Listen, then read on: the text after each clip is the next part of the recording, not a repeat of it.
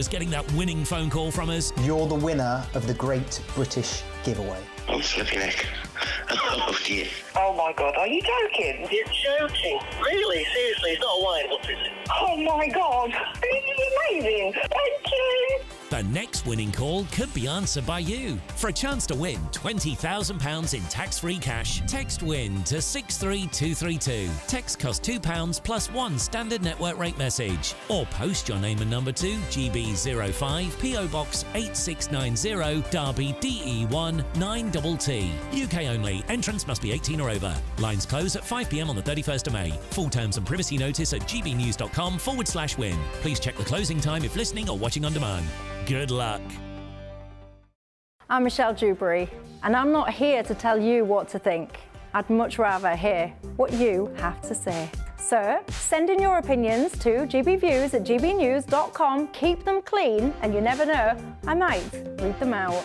With my panel here on Jubes & Co, we debate, we get stuck into the issues of the day on a show where all views are welcome, especially yours.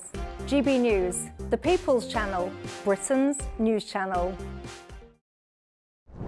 I'm Christopher Hope. And I'm Gloria Di Piero, bringing you PMQs live here on GB News. Whenever Parliament is in session on a Wednesday at midday, we'll bring you live coverage of Prime Minister's questions. We'll be asking our viewers and listeners to submit the questions that they would like to put to the Prime Minister, and we'll put that to our panel of top politicians in our Westminster studio. That's PMQs live here on GB News, Britain's election channel. Join me, Camilla Tominey, every Sunday at 9:30 when I'll be interviewing the key players in British politics and taking them to task. This report basically says that he's not fit to stand trial. With an upcoming election looming over Westminster, now is the time for clear, honest answers. I agree. And that's precisely what I'll get. Is he indecisive? Incompetent? That's the Camilla Tominey Show at 9:30 every Sunday on GB News, the People's Channel, Britain's election channel. GB News is the home of free speech. We were created to champion it, and we deliver it day in, day out. Free speech allows us all to explore and debate openly the issues most important to us, our families, and of course, the British people. Having challenging conversations to enlighten each other. Which is why we hear all sides of the argument. We are the People's Channel. We will always stand by the freedom to express yourself. On TV, radio and online. This is GB News, Britain's news channel.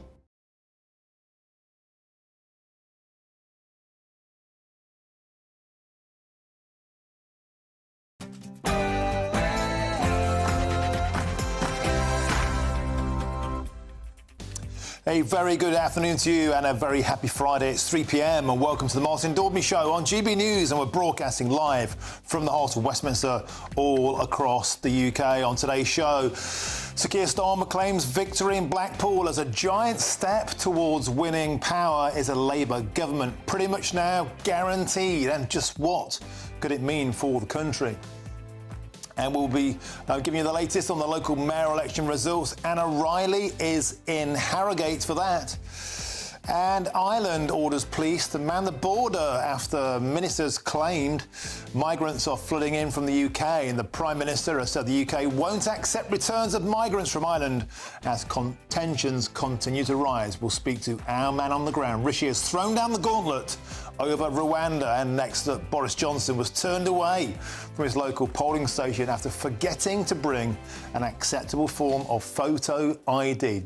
Did the same thing happen to anyone you know, or was it just Boris? That's all coming up in your next hour.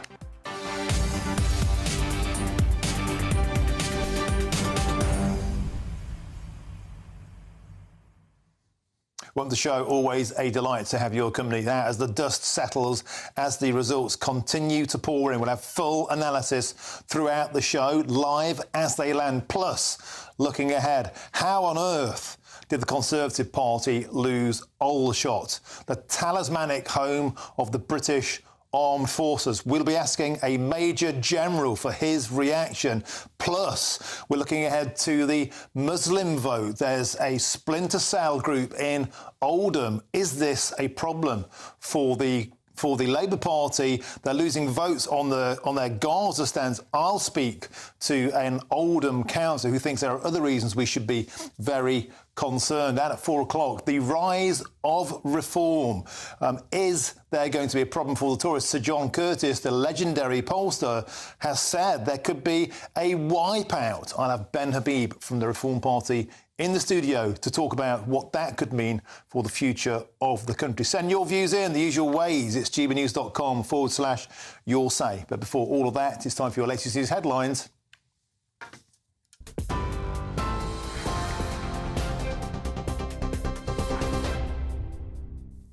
Good afternoon. It's 2 minutes past 3. I'm Sophia Wensler in the GB newsroom. The Prime Minister says the local election results have been disappointing after Labour made significant gains. It comes after Labour also won the by-election in Blackpool South. Labour's Chris Webb took the seat, beating Conservative David Jones in second, following a by-election caused by the resignation of Tory Scott Benton. Rishi Sunak accepted that the results were less than ideal. Obviously, it's disappointing to lose good, hard-working Conservative councillors, and I'm grateful to them for all their service in local government, keeping council tax low and delivering services for local people. I'm focused completely on the job at hand. That's delivering for people across the country. If you just look at what we're doing in the last week or so alone, a £900 tax cut hitting people's payslips, the first failed asylum seeker off to Rwanda. The Reform UK candidate, Mark Bookshire, came third, just 117 votes behind the Conservatives. Reform Party leader Richard Tice told GB News the party is making huge strides.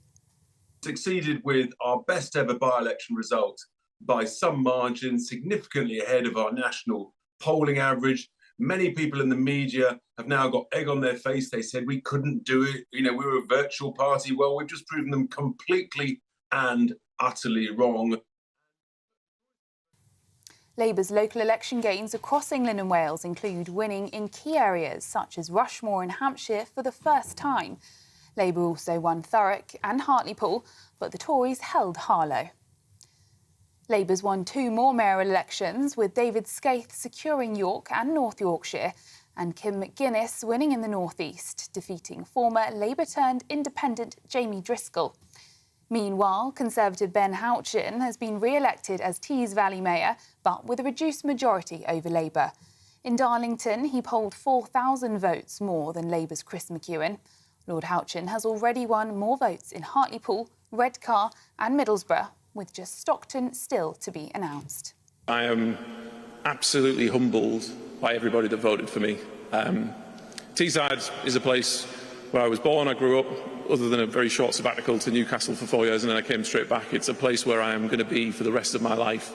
And to be re-elected for a third term in my home, in my community, is absolutely the greatest honour that anybody could ever give me. So I want to thank anybody that voted for me. Next to Bristol Crown Court, where 3 teenagers who carried out a knife attack have been named as Shane Cunningham, Cartel Bushnell and Leo Knight. The 16-year-old friends stabbed Mikey Roynan to death with a large hunting-style knife at a 16th birthday party in Bath. Shane Cunningham has been convicted of the murder and has been detained for life. His 2 friends were convicted of manslaughter with sentences of 9 years and 9.5 years in youth detention. In other news, a High Court judge has ruled that the government's climate plan is unlawful. Several environmental charities took joint legal action against the government, saying the strategy ignored the risk of missing targets. In his judgment, Mr Justice Sheldon ruled the government's plan was not justified by the evidence. Ireland's Prime Minister has played down a migration row with the UK government on his first official visit to Northern Ireland as Taoiseach. It comes after Rishi Sunak offered Ireland the chance to join the Rwanda deportation scheme, rejecting Ireland's demands to take back asylum seekers who had crossed from the north. But speaking after a meeting with the First and Deputy First Ministers at Stormont, Simon Harris was quick to calm tensions. There's a need for a sense of calm here. There's a need for a bit of a deep breath. We have a common travel area between the 2 islands. That's a common travel area that's in place for a very long time, when both countries were in the European Union, and it's still in place now when one country is within the European Union and another isn't. And I'm determined to work as Taoiseach constructively to make sure that the common travel area is protected, that the common travel area is never abused. Defence Secretary Grant Shapps and senior military leaders have been sanctioned by the Iranian regime. 2 Royal Navy commanders who captained warships involved in shooting down Houthi rebel drones and missiles in the Red Sea are included in the list. One of them, Commander Peter Evans, is currently stationed in the Red Sea at the helm of HMS Diamond. And some breaking news just in. The trade union, which represents senior civil servants, will have its High Court challenge over the Rwanda bill heard in first week of June. And for the latest stories, sign up to GB News Alerts by scanning the QR code on your screen or go to gbnews.com/alerts. Now it's back to Martin.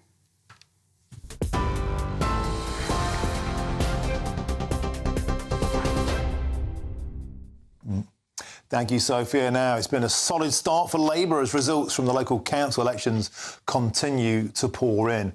The party has won control of a string of key Leave voting councils in England and Wales. Labour has won Rushmore Council in a key breakthrough in the home of the British Army for the very first time, suggesting it is on course for a seismic general election win.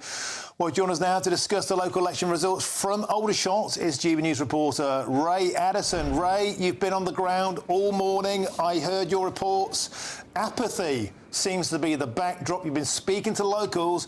It seems inconceivable to many people listening that the home of the British Armed Forces for the first time could have swung to the Labour Party. What on earth happened? Well, yeah, it's very interesting. A lot of people very apathetic here, certainly at the start of the day as I've been chatting to them. It's very difficult actually to find somebody who knew that the elections had been taking place, much less somebody who had actually voted. Although I have to say, as the day has gone on and I've been chatting to people, I've been able to find more and more people who have been involved. In fact, I was just chatting to a potential Tory councillor hopeful who lost out to a Labour candidate in that election last night, and he was very disappointed, but saying that the message to Rishi Sunak now is that he needs to listen to what people are telling him on the ground, and they need to make changes and get on with a positive message to the British public. But as you say, this is very much an army town, a garrison town. It's part of that blue wall. It's had a Tory MP for years and years, decades and decades, and of course a Tory council in the form of Rushmore Borough Council, of which of course Aldershot and Farnborough, the nearby town, do sit. And so this is really being seen by Labour as a historic moment for them. They say the fact that this town is so closely associated with the military shows that those concerns that people may have had about Labour and its leadership back to the Jeremy Corbyn days are now well and truly over. Of course, there was 13 seats up for grabs this time around. Labour got 9 of those, and local Tory councillors saying that if Reform hadn't been running, and we can assume that those Reform votes then might have gone to the Tories, they actually would have won a couple of extra seats. I've gone through the numbers, I've done the maths, and that is technically correct. However, you don't know whether those people would have gone out and voted for the Tories or if they specifically made a point to go out and support Reform. But yes, apathy initially. Now I'm getting a bit more of a response from people. There's quite a bit of excitement here from some people who, particularly about that Labour win, people who went out and voted for Labour. This is what people had to say to me here in Aldershot. I think, you know, the way things have been Labour are there to, you know, to make of it, but it's the general election which is the important thing rather than the local elections, because the local election gives an idea, but it's the general election which, you know, it's what's going to happen with the country for the next 5 years or so. Well, I'm absolutely delighted after 40 years of living in the town to have Labour for the very first time actually take control of the council. Is absolutely fantastic from my perspective that we now have another party and not taken for granted, which I have felt has been the case for many years. Obviously, they've been winning seats everywhere and that, so it wasn't a surprise, to be honest with you. So I did vote Conservative, but I had a feeling it was going to go their way. Well, Labour throwing quite a lot at this these council seats. One lady I spoke to said that a very nice man from Labour came round and spent a lot of time listening to her concerns. We know as well that they sent John Healey MP, Shadow Defence Secretary, here several days ago, obviously to come and talk to some of the soldiers, armed forces personnel, about their considerations and concerns as well. Seems to be a view that when it comes to the general election, Labour will have a bit more of a difficult time because there'll be a stronger turnout, and people telling me that all those soldiers that traditionally we could see vote Tory will come out and support Rishi Sunak again, but obviously time will tell. OK, thank you, Ray Addison, live from Aldershot. Now, joining me in the studio is GBNews' political correspondent, Catherine Forster. And I'm also joined by the founder of Electoral Calculus, the excellent Martin Baxter. Thank you both for joining us. Let's start with you, Catherine. Apathy appears to be the enemy. I looked at the turnout for these elections over the last 5 years. It's gradually nibbling downwards. And an interesting point is that the Labour vote is more or less staying constant, but the Tory vote is simply evaporating away. The Tories just seem to be staying at home and letting Labour in. Yes, lots of very cross-Conservative voters basically sitting on their hands, which is one of the factors in the results that we're seeing. Of course, Labour doing very, very well. And it looks like, of course, there's a load of results still to come in. But, you know, the Conservatives fear that they might lose half the council seats they are contesting. So about 500 may well come true. But, of course, will that happen in the general election? Now, at the moment, given the current national polling, it looks like it will. But talking about Rushmore particularly, it is interesting, isn't it? Because Labour are holding this aloft at this sort of totemic win, a place, Aldershot, you know, that they shouldn't be, by normal laws of politics, shouldn't be winning. But they have. But, I mean, certainly a factor there, you know, army base at Aldershot. Traditionally, Labour have been less trusted on defence. But we've had a situation that, you know, the military spending has been cut, army numbers have gone down and down. Now, Rishi Sunak was, of course, in Berlin last week, in Warsaw, with this big increase in defence spending. But I was on that trip and I was at the press conference and I asked him about the crisis in military recruitment, and he actually was talking to the soldiers that were there. And he said, I am sorry, you haven't always had, you know, we haven't always done right by you, and I will try to do that, and accommodation, etc. We know, you know, that a lot of the accommodation that soldiers have been expected to put up with just has not been fit for purpose. And so I suspect that that is a factor in this particular vote. And, of course, the armed forces all about boots on the ground. They certainly didn't march to the polls last night. Martin, let's turn to you now. If anybody is just tuning in, they haven't seen what's been going on today, what are the big brushstroke stories? So in broad terms, Labour are up and the Conservatives are down, and the other smaller parties are up as well. So it's been a good day for Labour. They've picked up, as you say, Rushmore and some other seats. Some of them in the south and southeast of England, which is good for Labour because those are areas they found difficult to reach, say, under Jeremy Corbyn. And they also gained the very rural area of North Yorkshire in the new mayoralty there. So Rishi Sunak's own backyard.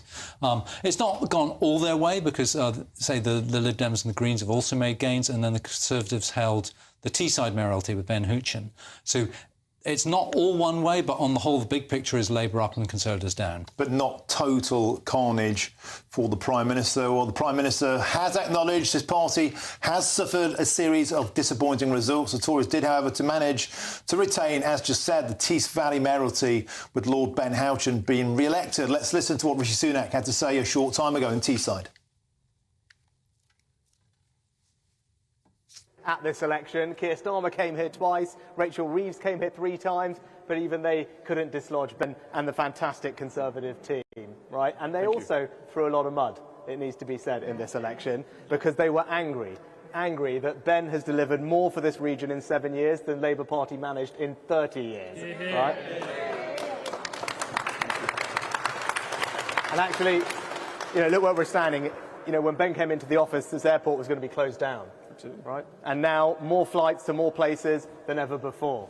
The steelworks, desolate, now part of one of the most exciting regeneration projects anywhere in the world.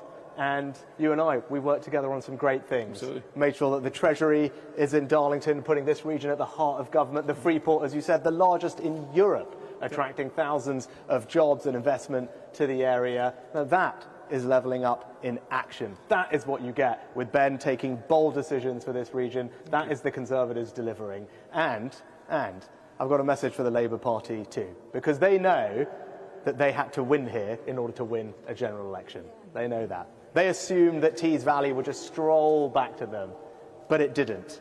It didn't. People knew that they couldn't be taken for granted. They knew that it was Ben and the Conservatives that delivered for them, and they stuck. Well, that's Rishi Sunak putting a brave face on one of his few victories of the night and the day before. So we'll have lots more on that story throughout the show, and I'll be rejoined at each hour by Catherine Forster and Martin Baxter for more expert analysis throughout. And there's plenty of coverage on our website, gbnews.com, and you've helped to make it the fastest growing national news website in the country. So thank you very much. Now, we're bringing you all of the latest election results and reactions as they roll in. Don't go anywhere. I'm Martin Daubney on GB News, Britain's news channel.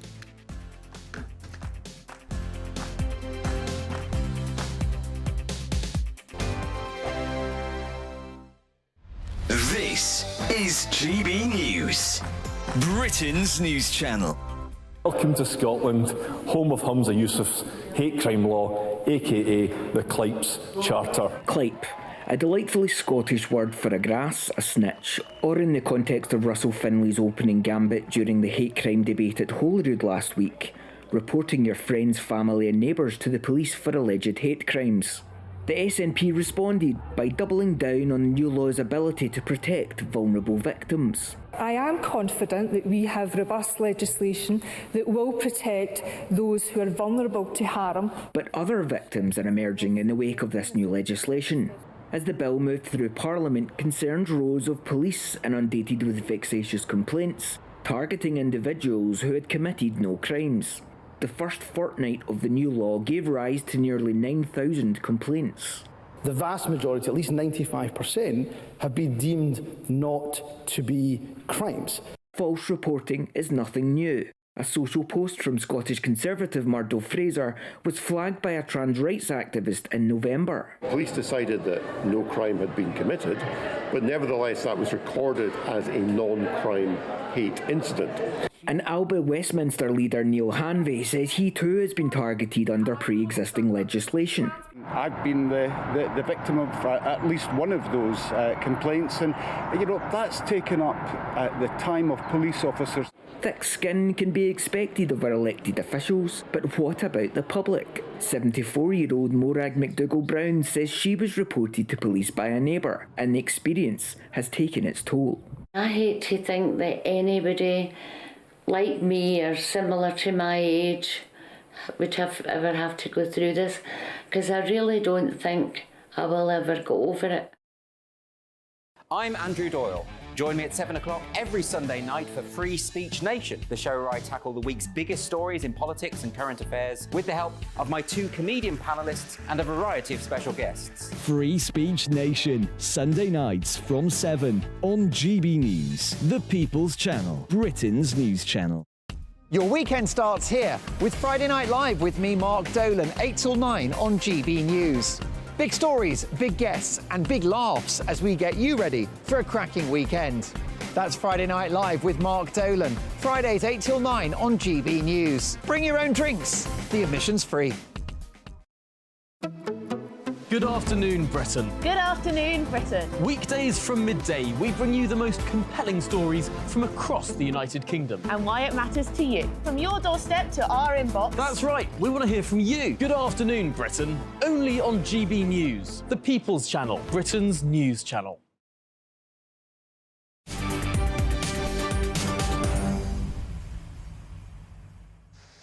Welcome back. It's 3:21. I'm Martin Daubney and this is GB News. Now, it's been a very strong start for Labour as results from the local council elections continue to come in, and they've won control of a string of key leave voting councils in England and Wales. And Labour took Rushmore Council in a key breakthrough in the home of the British Army for the first time, a council the Tories had run for the past 24 years. Well, joining us now is former British Army officer Major General Tim Cross. Tim, a delight to have you on the show. It seems inconceivable to many. I've been speaking to veterans this morning. They cannot get their heads around the fact that Rushmore, Aldershot, the home of the British Armed Forces, a totemic area, has for the first time fallen to the Labour Party. Does this tell us that Sir Keir Starmer's message is right, that Labour can be trusted on defence, or is it something else? Is it Conservative voters utterly frustrated at the treatment of the armed forces by the Conservative government? Well, I suspect it's a mixture of all of those things and others too. The local MP here is Leo Doherty, who's an ex-army man, came in fairly recently. So, you know, there's a lot of traditional military stuff around here, but it's worth saying that the military is not political in one sense. It's not, you know, unified politically. People have their own views, as they do in any other sphere of life. Traditionally, you sort of hinted at it, really, Conservatives have had a reputation for being stronger on defence. But to be honest, you know, I go back a long time in defence. I go back to the 1960s. And Labour governments over the years, if I would say, but from my personal perspective, we've done very well under Labour governments in the past. I can think back to all sorts of defence secretaries who did a very good job for us, and many of whom, I have to say, took part in World War II and in various theatres of operation in World War II, particularly in those early years up to the 1970s and so on. So I think, you know, the change we're seeing is a reflection of a change across the country. We've had a government for 13 years. I suspect, if I'm honest, like myself, I think sometimes you just need a change. And some of the things that have gone on in the last few years, I don't blame the Conservative Party for personally, and I suspect a lot of other people don't do either, but they just feel, you know, it is time for a change. The army has suffered, there's no doubt about that, over the last few years. It's a much smaller army, less capable army than it used to be. I think there is now a recognition that that needs to change, but that recognition is not just within the Conservative Party, it applies to the Labour Party too. So, yeah, I think it's a combination of all of those factors. I'm not that surprised, if I'm honest, but you know, we'll have to wait to see how other things pan out later on in the year. One thing that was particular to this seat was we just saw some images on the screen there from Farnborough. Rushmore Council oversaw a decision you may well be aware of, 300 luxury flats that were earmarked for asylum seeker families. Now, the locals got very, very strongly enmeshed together. They formed a protest group for many, many weekends, peacefully protested against them. I know for a fact, pals of mine, armed forces veterans, were amongst that group. And there's a feeling, Major General Tim Cross, that their voices were ignored by the council and by their local MP, and the Home Secretary promised to pause this but wouldn't kick it totally out of the seat. And speaking to people who were at the count last night, former Conservative voters, they simply feel that the Conservative Party isn't listening to them. And so while you're correct to say that it's not necessarily a politicisation of the armed forces, in this area with those values, the people feel they're simply being ignored. Yeah, there's definitely truth in that. I mean, Farnborough Airfield is a key part of the constituency under Rushmore. There's also been the debate about increasing the number of business flights out of Farnborough Airfield, which has caused quite a lot of local controversy. And I think, generally speaking, that there is a view that for many people, what goes on in Westminster is completely devolved from their day-to-day lives. And when it comes down to these local issues, they do feel sidelined and ignored. I happen to believe, and this may be going against what we've been discussing, but I happen to believe Rushmore Council is a pretty good council. I've lived here since 2006, 2007, and I think they do a pretty good job. Like any other council, they're not perfect by any manner of means. But I do think that you're right. There have been people who've said, in that context, but also in the wider context too of the airfield, that they're not being listened to, and that decisions are taken, and the idea or the promise that they will consult and listen to people is a message they pass, but is not put into practice in reality. And Tim, as well as decisions being taken in Westminster that don't reflect the local mindset, do you think there's something else? Do you think there's a sense of taking the Conservative vote for granted?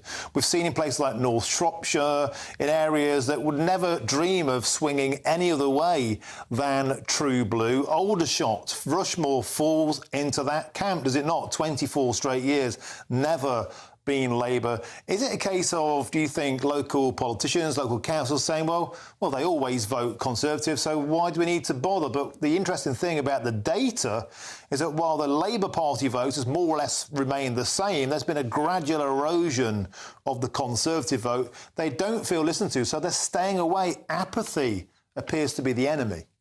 Yeah, well, certainly when I went to vote yesterday at my local polling station, I went in about, 10 o'clock, 10:30, and it had been a very quiet morning. I don't know what the turnout has been, actually, both in this area but elsewhere. About 27%. Yeah, well, you see, which is a sad reflection, really, of, I think, an awful lot of people. I said in the polling station, I don't suppose you're going to have a very busy day today. I think an awful lot of people just stay away. I mean, there's an inevitability reflected in our society that politics is a pain and politicians are a pain, they don't listen to us, etc. I happen to take this whole business extremely seriously. I spent 43 years of my life defending democracy and the rule of law and so forth. And we collectively need to be very careful about not being complacent about democracy in the same way as politicians need to be very careful about not being complacent about our votes and our attitudes. I think within the wider society, there is this division which has opened up over the last few years. And I do think there's an issue where we need to think carefully about what democracy means for us today, what it means in the current situation, world situation, etc. And politicians need to work hard at making sure people do get engaged. And in one sense, that's not new. I can remember that sort of conversation going on, back in the 70s and so on. But there is, I think there is a sense of complacency both within the electorate, but also within the politicians themselves. And as well as defending democracy for all those years, you're a mobiliser of men and women. You get people up the ladder, metaphorically. If it were down to you, how do we re-engage people who are simply giving up? They're uncoupling from the democratic process. They don't think they're being listened to. They're staying away. They're staying at home. And that is a travesty, Major General Tim Cross. How do we get those people in places like Rushmore, in places like Aldershot, in particular the Conservative Party? How do they say to such communities which are a linchpin of the armed forces, you should vote for us? What do they need to do? Well, how long we got? We could be here for a long time, couldn't we? Look, I think this is a broader issue about leadership.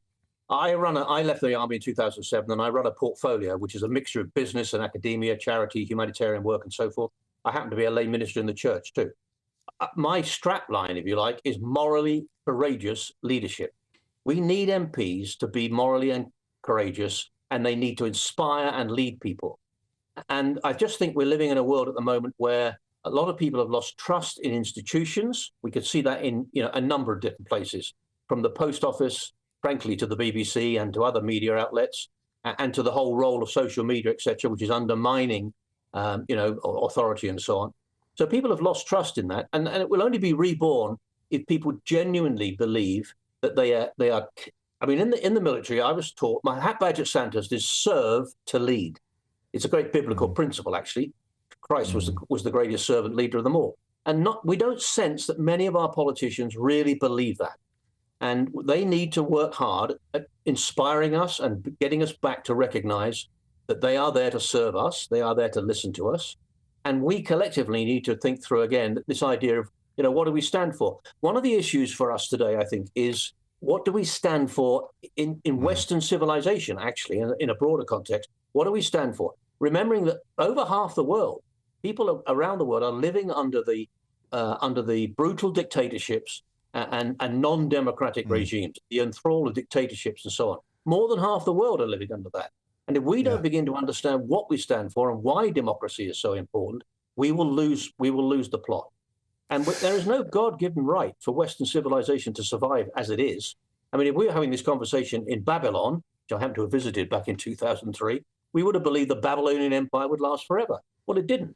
neither the Roman Empire or the Greek Empire or indeed the British Empire. So, Western civilization doesn't have a God-given right to survive. We have to make sure that it will survive by engaging in these conversations and by understanding the importance of democracy and the liberal capitalism and so on. OK, as you said, we could talk all night. Inspiring words. You certainly got the hairs on my neck standing up there. Superb stuff. British Army, former British Army officer, Major General Tim Cross. Thank you so much for joining us. I've got loads more still to come on the show between now and 4 o'clock. But first, it's time for your latest news headlines.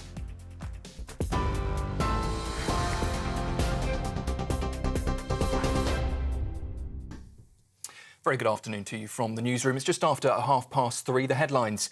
Rishi Sunak says the local election results have been disappointing for the Conservatives, but he says it doesn't necessarily mean that Labour will win the general election.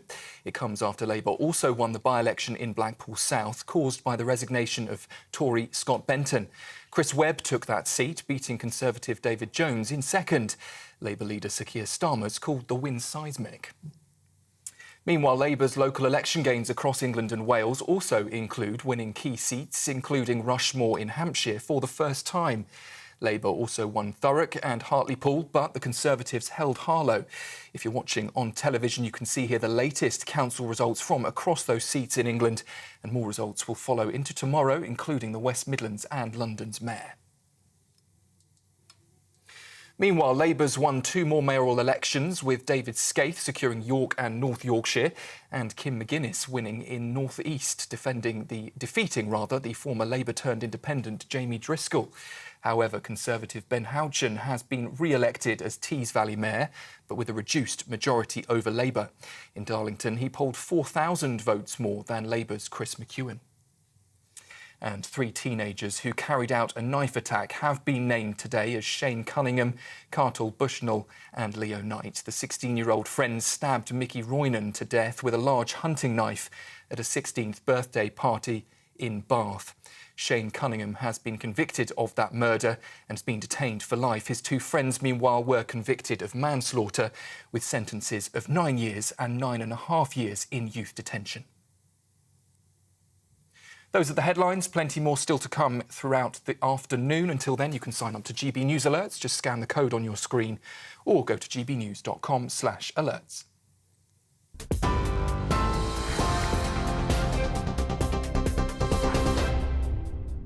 Cheers Britannia Wine Club proudly sponsors the GB News Financial Report. And here's a look at the markets this afternoon. The pound will buy you $1.2545 and €1.1656. The price of gold this afternoon is £1,825.43 per ounce. And the FTSE 100 is at 8,210 points. Cheers Britannia Wine Club proudly sponsors the GB News Financial Report. The latest GB News travel. Good afternoon, I'm John Vincent. Queues on the M90 northbound in Perth and Kinross up towards junction 12, the Broxton roundabout. Estimated travel time there around 20 minutes. The usual queues for the M5 northbound in the West Midlands from junction 1 West Bromwich up towards junction 8 of the M6. Now we've got congestion on a couple of stretches of the M42 northbound. Firstly, we've got a lane closed for a broken down vehicle between junction 3 Redditch and 3A for the M40. And then further along the M42 northbound, we've got another broken down vehicle causing a lane closure, this time between junction 4 Shirley and 5 the Solihull bypass. It's slow for the M1 northbound in Hertfordshire. There's a lane closed there for recovery work between junction 9 Redburn and 10 the Luton Airport Spur Road, and slow on the M4 in South Wales in both directions at junction 41 Baglan. That's the latest traffic and travel. You can stay up to date throughout the day by visiting our website gbnews.com. Sir Jacob Rees-Mogg's State of the Nation, Monday to Thursday from 8 p.m. The International Monetary Fund has estimated that Russia will outgrow all advanced economies in 2024. This is in spite of all the sanctions the West has imposed on Russia, in spite of its removal of the SWIFT banking system, in spite of the fact that Germany has almost entirely weaned itself off Russian gas, and in spite of the 50,000 soldiers who have died and the endless resources it has poured into the Ukraine war. So, what are we missing here? Why is Russia going to grow more than the rest of us? Well, it's simple. Russia is willing to make use of its own energy resources to provide abundant supply to its citizens. Increased supply means lower prices, and cheap energy is inextricably linked to economic growth. But since 2008, the United States has grown at twice the rate of the United Kingdom. The big difference is that America has much lower energy prices, while the UK insists on masochistic green policies. But it's no surprise that the green fanatics in the Scottish government, where they know how to be fanatics, have had to backtrack on their flagship greenhouse gas reduction target. The SNP has committed to reducing Scotland's CO2 emissions by 75% by 2030. Now, the Climate Change Committee has reviewed its policy and advised that the absurd reduction target is out of reach. Can we accept the CCC's recent re-articulation that this Parliament's interim 2030 target is out of reach? We must now act to chart a course to 2045. It is time to recognise the truth that net zero by 2050 is unrealistic and unaffordable. It's time we rid ourselves of this foolish and costly idea that will simply make people cold and poor.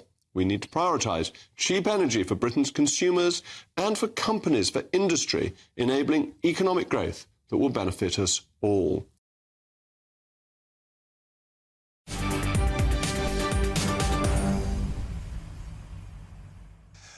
Welcome back. It's 3:38. I'm Martin Daubney, and this is GB News. Now, the UK has offered the Republic of Ireland the chance to join in on its controversial Rwanda scheme as the row between the two countries over asylum seekers returns continues to grow. And meanwhile, the Prime Minister has said the UK won't accept returns of migrants from Ireland as tensions continue to rise. Well, I'm joined now by GB News' Northern Ireland reporter, Dougie Beattie. Dougie, the face-off continues, and I believe you have a development because earlier on, Rishi Sunak threw down the gauntlet to the Taoiseach, said, "You're welcome to join the Rwanda scheme." What happened next?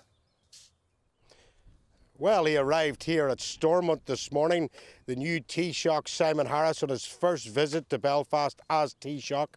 And we were herded down to the castle here at Stormont, and the press were only allowed 3 questions amongst all the press that were sitting there. Very much a controlled press conference that was had. And of course, the second question out was, would he take Rishi Sunak's offer?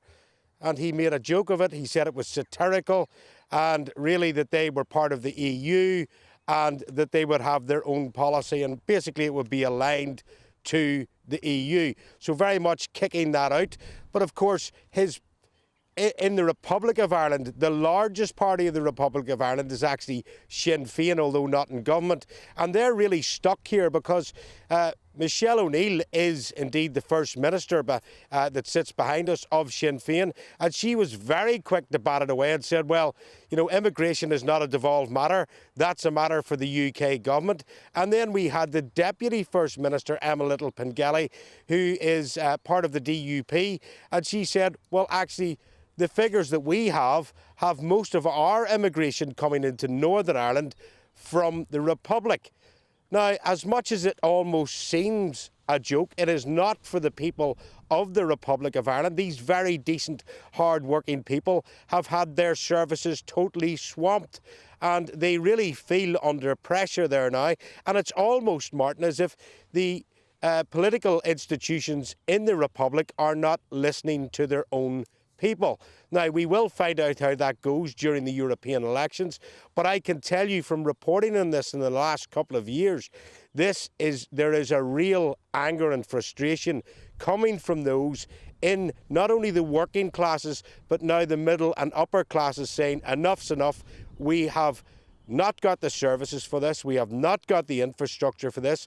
And really, what we were talking about 2 years ago, we will actually end up seeing border controls going in to the Irish Sea, so as you have to have passports coming in and out of Northern Ireland. And that gets a ridiculous situation where you have British citizens that will have to show British passports going back into Britain, or the Irish Army and the Garda Síochána will have to come on up to the border and create a land border, which is something that the Republic of Ireland totally refused to have during the Brexit negotiations. So as much as Simon Harris, is doing the rounds today, and he has came up here looking to talk to the parties here. They are all washing their hands clean of this and saying, it's not a devolved matter, and we cannot change it. And on Monday, there is quite a big protest planned in the centre of Dublin against immigration. And no doubt, Diggy BT, once again, those people who simply want to stand up for their communities will be called far-right extremists. And Doogie, we also saw incredible scenes this week of the tented city in Dublin being cleared away. We'll discuss that in the next time we talk to you in the next hour. And they were taken to one of the most luxurious hotels in the entire area. Doogie Beatty, this is a story that will run and run, and we'll talk to you in the next hour for more on that. Excellent stuff, always a pleasure. Now, I'm Martin Daubney on Britain's News Channel. Now we're going to a break. See you soon.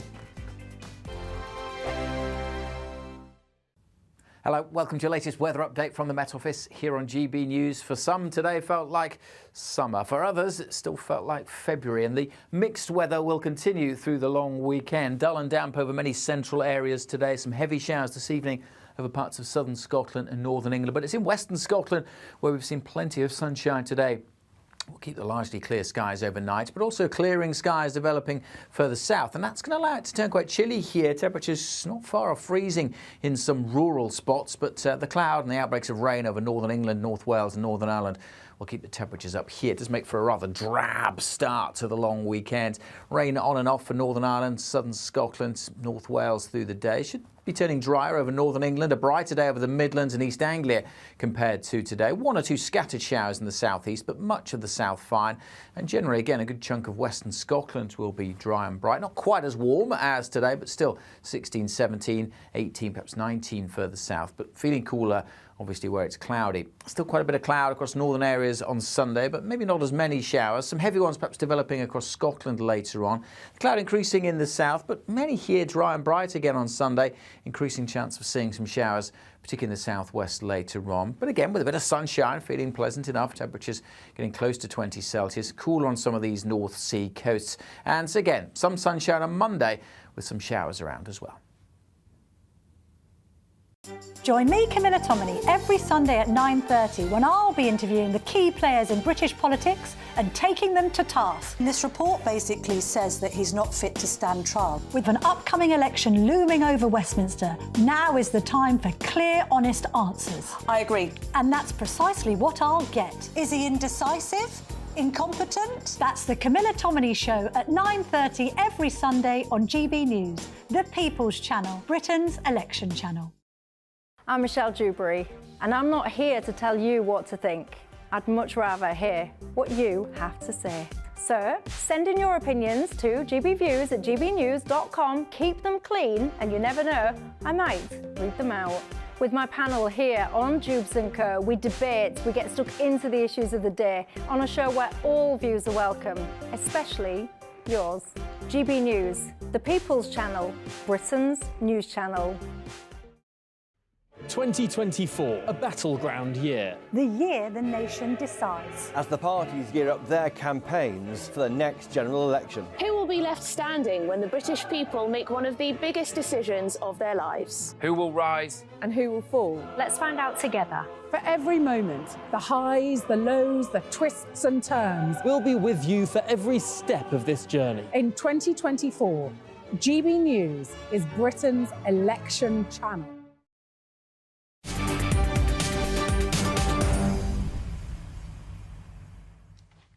Welcome back. 3:45 is your time. I'm Martin Daubney and you're on GB News. Now, former Prime Minister Boris Johnson was turned away from his local polling station yesterday after forgetting to bring his ID.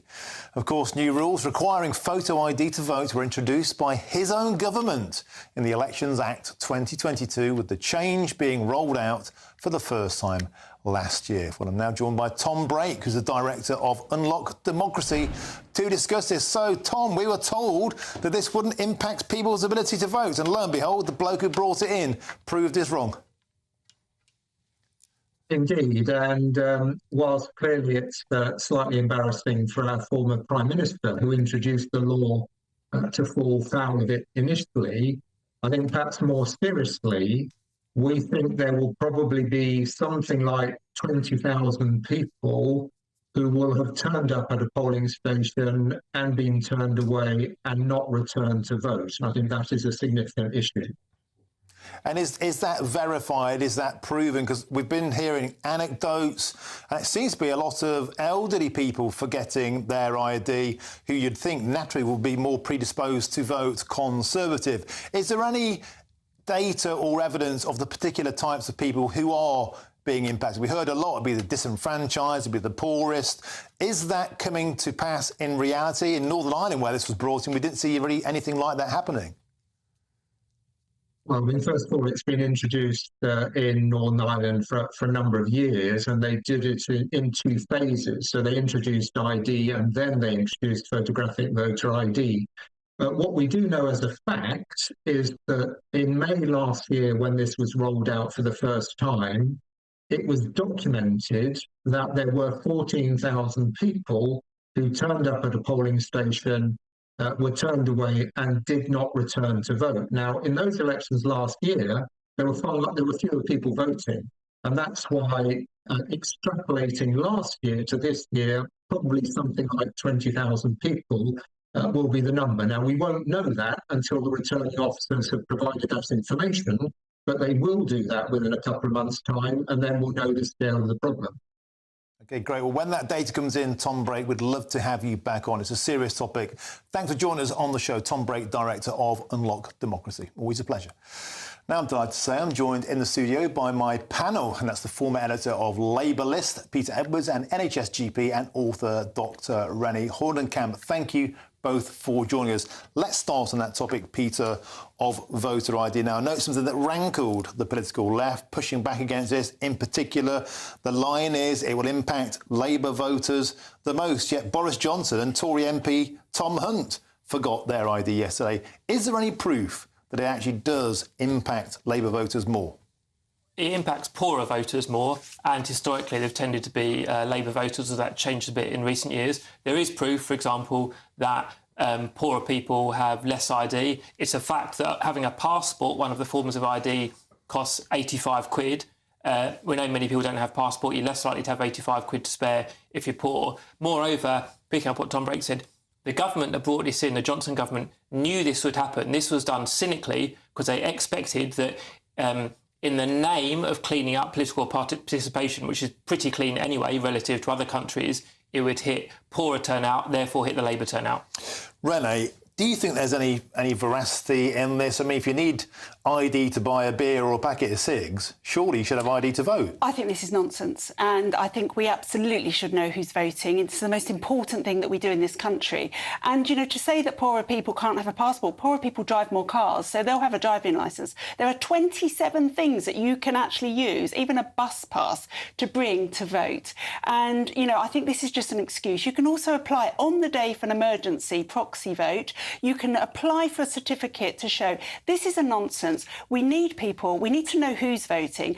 More importantly, Martin, we need to know who's postal voting. I'm one of those people. No voter ID needed. And that's a whole separate conversation. The postal vote is always a contentious topic. But before we get too granular, shall we take a broader look at what's happened thus far in the elections? Peter, you must be pretty happy. Well, fairly happy, but the results are not yet in, of course. So I think it's probably expected that the Tory candidate won in the Tees Valley. He was Ben Houchen, a favourite really of Boris Johnson, not closely associated with Rishi Sunak. Labour won in the North East when there was an independent left-wing candidate. To be frank, it would be a bigger headline if Labour had not won in the North East. But I think the thing that will give Rishi Sunak a difficult weekend is a loss in council seats, both actual and projected. And Rennie, any surprises from you? I mean, we were speaking to residents in Aldershot. It seemed inconceivable that the home of British garrison, the British Army, could ever go to the Labour Party, and yet in Rushmore, 9 out of 13 seats went Labour for the first time in 24 years. It's been controlled. That seems to be symptomatic of a rot that set in amongst Conservative voters. 26.7% turnout. Apathy appears to be the enemy. So this is going to be their biggest problem, isn't it? Getting Tory voters who are not enamoured with with Keir, don't want to hold their nose and vote for Keir, are just going to stay at home. And we're seeing that today. I don't think the overall message today is any different than people expected. They expected it to be, as has been described by many, a bloodbath. I think that in Aldershot is a big wake-up call. And perhaps we need to be looking after our veterans a little bit more in order that they don't do this. We must also remember that 1.5 million people in Tory blue wall seats like that are going to be dragged into income tax for the first time by Jeremy Hunt's stealth taxes. So they need to sit back now and think, why are we losing our core vote? Now, in terms of the general trends, Labour Party has nibbled quite nicely. The Green Party is doing quite well, perhaps surprisingly. Why do you think that is? Is that because Sir Keir Starmer appeared to do U-turns on net zero pledges and the rest of them are bailing out? No, I think in certain cities where there's a middle-class vote that is perhaps not made its mind up about Keir Starmer, they tend to drift to the Green. And also, if you're voting Green, that vote's more likely to be converted into a representative in a council election, because you can get your ward council elected as Green. Remember, I think we've only ever had one Green MP ever in the House of Commons, so they attract a lot of attention, but they don't get through to the House of Commons. They have zero influence on the government of the day. But if you like Green, we all like Green policies, but if you like Green candidates, you're much more likely to see them representing you at local government level, and it will die off a bit at the general election. And Renee, in terms of a bellwether, council elections are council elections, but there's some mayoralties, quite major elections still underway.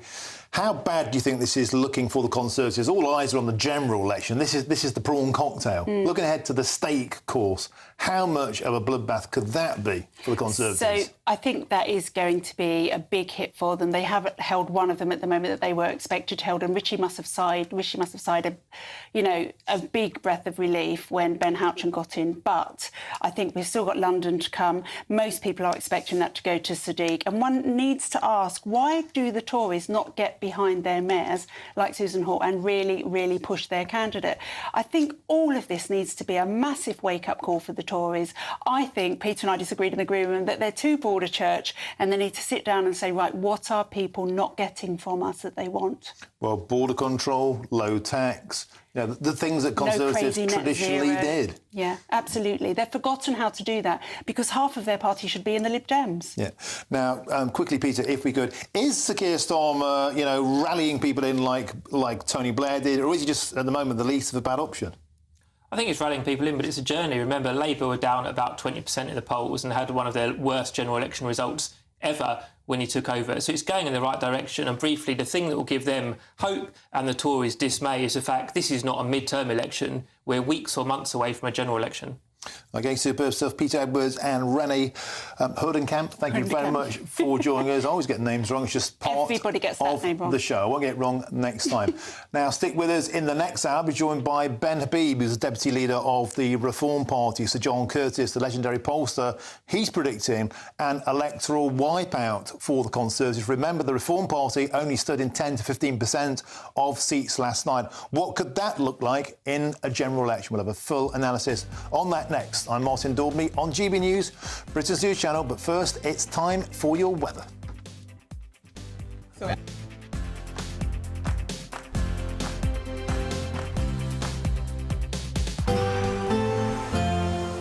A brighter outlook with Box Solar, sponsors of weather on GB News. Hello, time for your latest weather update from the Met Office here on GB News. Bit of a mishmash again today. Lots of places grey with some heavy rain around, but it's a brighter day in the south and it's another mostly fine day across northern Scotland.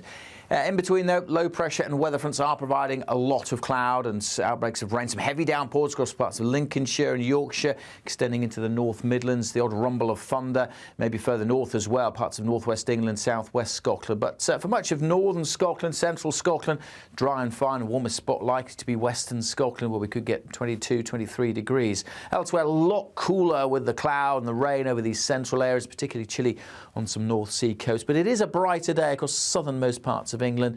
Better chance of staying fine and dry here. And that dry, clearer weather will spread north as we go through the night. We'll keep outbreaks of rain going over much of Wales, the Midlands and northern England.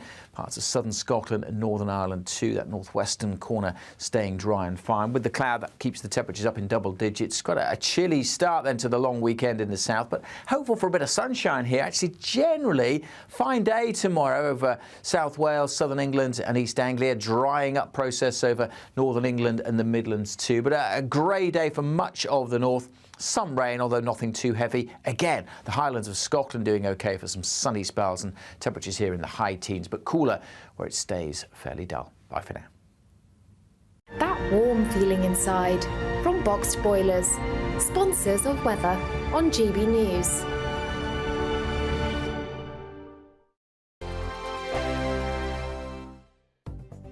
The latest GB News travel.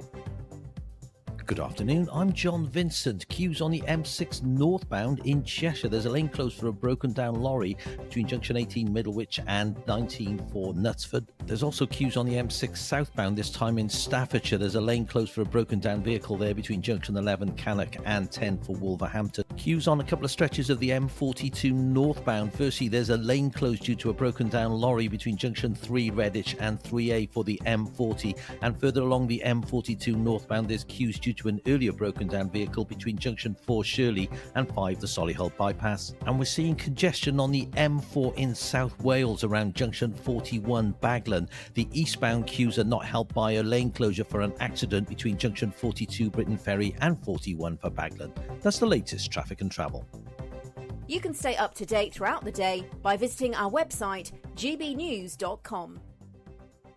We've blown the budget by giving you the chance to win a totally terrific £20,000 in tax-free cash to make your summer spectacular. You could use that cash to splash out on a holiday, make the garden glam, buy a new car, or just save it for a rainy day. Whatever you'd spend £20,000 on, make sure you don't miss the chance to make it yours. For a chance to win £20,000 in tax-free cash, text WIN to 63232. Text costs £2 plus one standard network rate message. Or post your name and number to GB05 PO Box 8690 Derby DE1 9TT. UK only. Entrance must be 18 or over. Lines close at 5 p.m. on the 31st of May. Full terms and privacy notice at gbnews.com/win. Please check the closing time if listening or watching on demand. Good luck. GB News is the home of free speech. We were created to champion it, and we deliver it day in, day out. Free speech allows us all to explore and debate openly the issues most important to us, our families, and of course, the British people. Having challenging conversations to enlighten each other. Which is why we hear all sides of the argument. We are the People's Channel. We will always stand by the freedom to express yourself. On TV, radio and online. This is GB News, Britain's news channel. I'm Christopher Hope. And I'm Gloria Di Piero, bringing you PMQs live here on GB News. Whenever Parliament is in session on a Wednesday at midday, we'll bring you live coverage of Prime Minister's questions. We'll be asking our viewers and listeners to submit the questions that they would like to put to the Prime Minister, and we'll put that to our panel of top politicians in our Westminster studio. That's PMQs live here on GB News, Britain's election channel.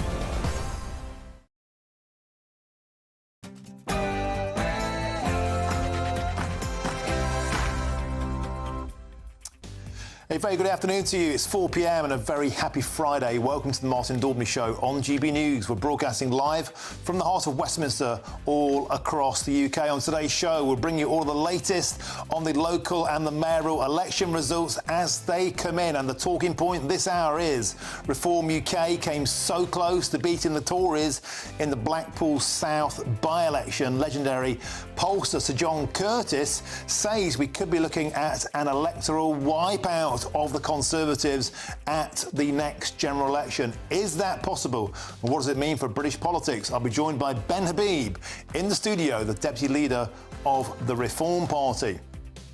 And after that, Ireland has ordered 100 police officers to man the border after ministers claim migrants are flooding in from the UK. Well, the Prime Minister has said the UK won't accept returns of migrants, and now he has thrown down the gauntlet to the Irish Taoiseach, saying you're welcome to join the Rwanda scheme. It's borderline chaos. We'll head to Northern Ireland for a full update on that. And it's not April the 1st, but after 100 years of talks, a tunnel could link Europe to Africa, and it may be built by 2030, costing a whopping £6 billion. A tunnel from Africa to Europe. What could possibly go wrong? That's all coming up in your next hour.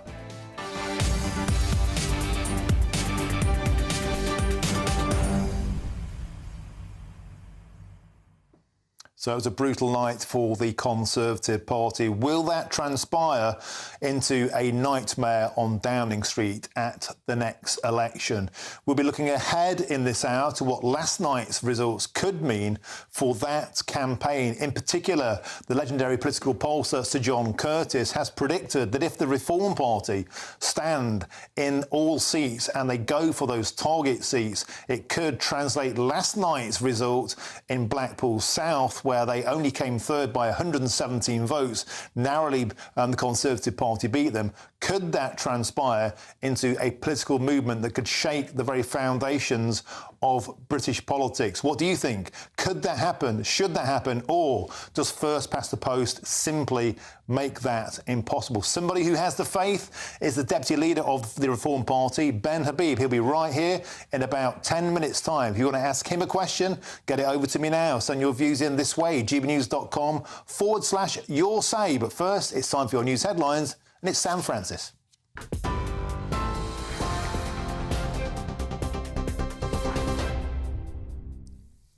Martin, thank you very much, and good afternoon from the newsrooms. Just after 4 o'clock and leading the news this hour, Rishi Sunak has said that the local election results have been disappointing for the Conservatives, but that it doesn't necessarily mean that Labour will win the general election.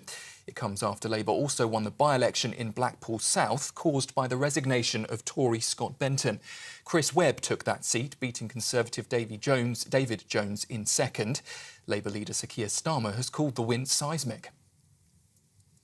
Labour's local election gains across England and Wales also include winning in key areas, including Rushmore in Hampshire for the first time. Labour also won in Thurrock, in Hartlepool, but the Conservatives held Harlow. Here, for those watching on TV, are the latest council results from across England, and we do expect more results to follow into tomorrow, including the West Midlands and London's mayor. Meanwhile, Labour's Claire Ward has won the East Midlands mayoral election, becoming the region's first elected mayor. The party's also secured York and North Yorkshire with candidate David Skaith, and Kim McGuinness won in the North East, defeating former Labour-turned-independent Jamie Driscoll. However, the Conservatives did manage to retain Tees Valley, with Ben Houchen being re-elected. Rishi Sunak said that result is evidence that people will stick with the Tories come the general election. Keir Starmer came here twice, Rachel Reeves came here 3 times, but even they couldn't dislodge Ben and the fantastic Conservative team, right? And they also threw a lot of mud, it needs to be said, in this election, because they were angry that Ben has delivered more for this region in 7 years than Labour Party managed in 30 years. And just some breaking news coming to us out of Leeds Crown Court this afternoon, where we've heard that a 15-year-old boy has been found guilty of murdering Alfie Lewis, who was also 15, stabbed to death in full view of pupils leaving a primary school in the Horsforth area of Leeds. That was in last November. The schoolboy, who was 14 at the time, admitted stabbing Alfie with a 13-centimetre long kitchen knife. Court has heard today that he had brought home, but he did deny murder. And next to Bristol Crown Court, where 3 teenagers who carried out a knife attack have been named today as Shane Cunningham, Cartel Bushnell and Leo Knight. The 16-year-old friend stabbed Mickey Roynan to death with a large hunting knife at a 16th birthday party in Bath.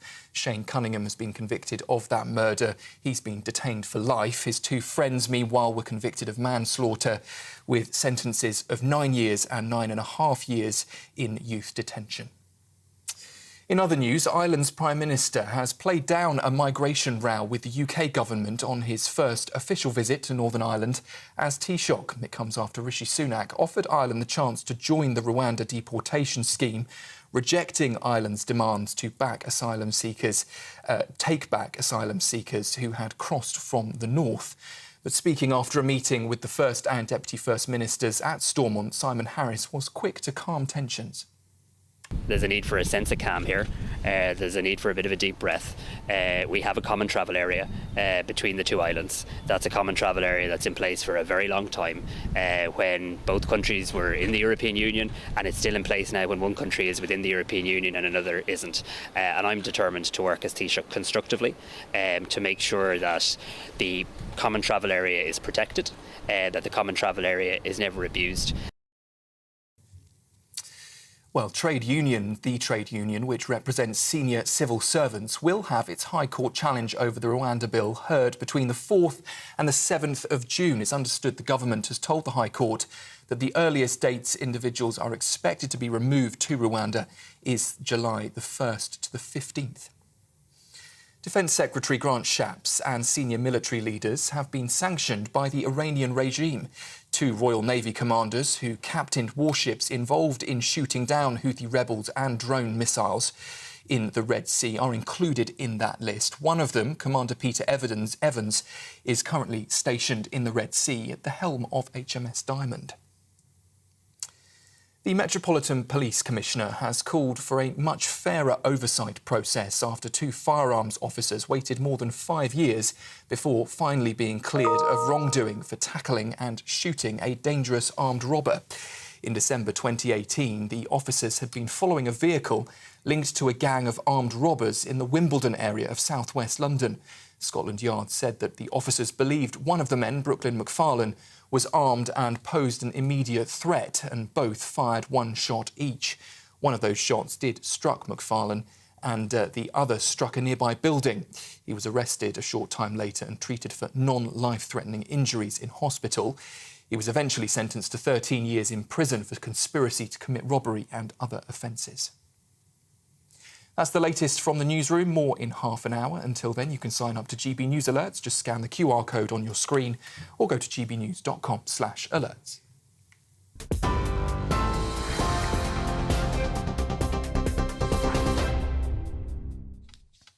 Thank you, Sam. Now, mayoral election results are coming in across England while we still await a declaration in the East Midlands, my patch.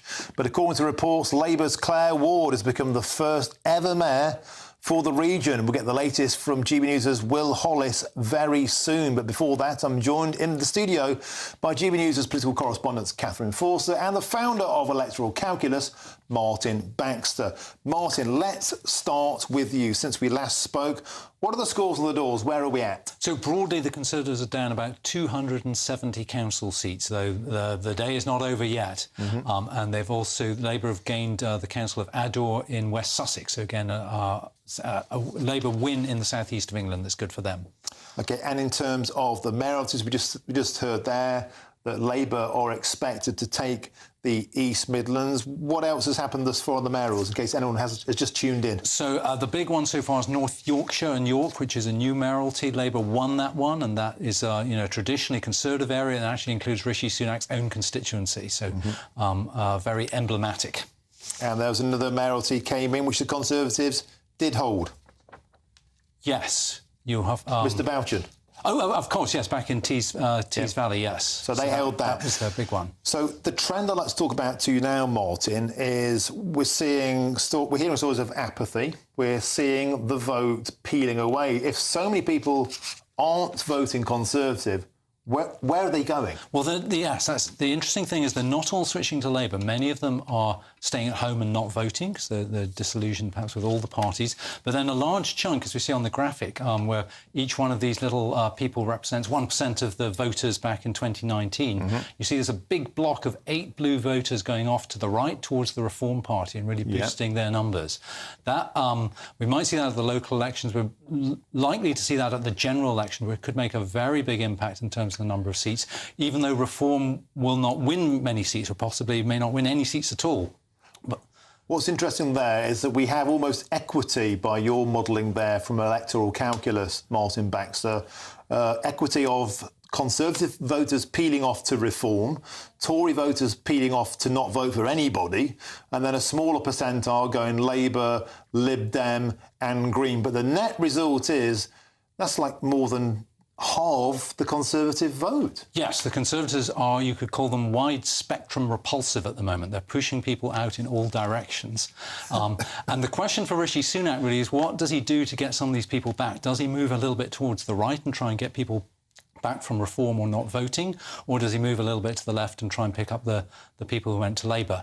And that's really the debate we might see over the next few days in the Conservative Party. Looking at your data there, Martin, it would seem that the majority of the hemorrhage of the vote is either people staying at home because they're fed up of it all, or they are peeling off to Reform. So would that underline the calls from people like Priti Patel, Suella Braverman, Robert Jenrick, that you need to be more Conservative, perhaps go more to the right, back to your core values? Is that what, based on all of your evidence, your expertise, is that what you think they should be doing? I'm sure some people in the Conservative Party will be making exactly those points, and that some voters will be saying that the current Conservative Party is Conservative in name only, and they want to be a bit more proper Conservatives, as you might say. Whether Rishi Sunak's going to follow that strategy, I don't know. And whether he followed it, if it would help, I suppose it would if he can persuade Reform-inclined voters to come back to the Conservatives. You certainly expect a lot of Conservative propaganda in the coming months that a vote for Reform is a vote for Keir Starmer. They'll be pushing that message very hard. Well, something they did, of course, during the 2019 election as well. Splitting the vote, they called that. We're going to have Ben Habib from the Reform Party in soon to discuss that very notion. But there are still more results expected to roll in. There are mayoralties we're expected to call on. Is there any good news amongst that for the Conservative Party?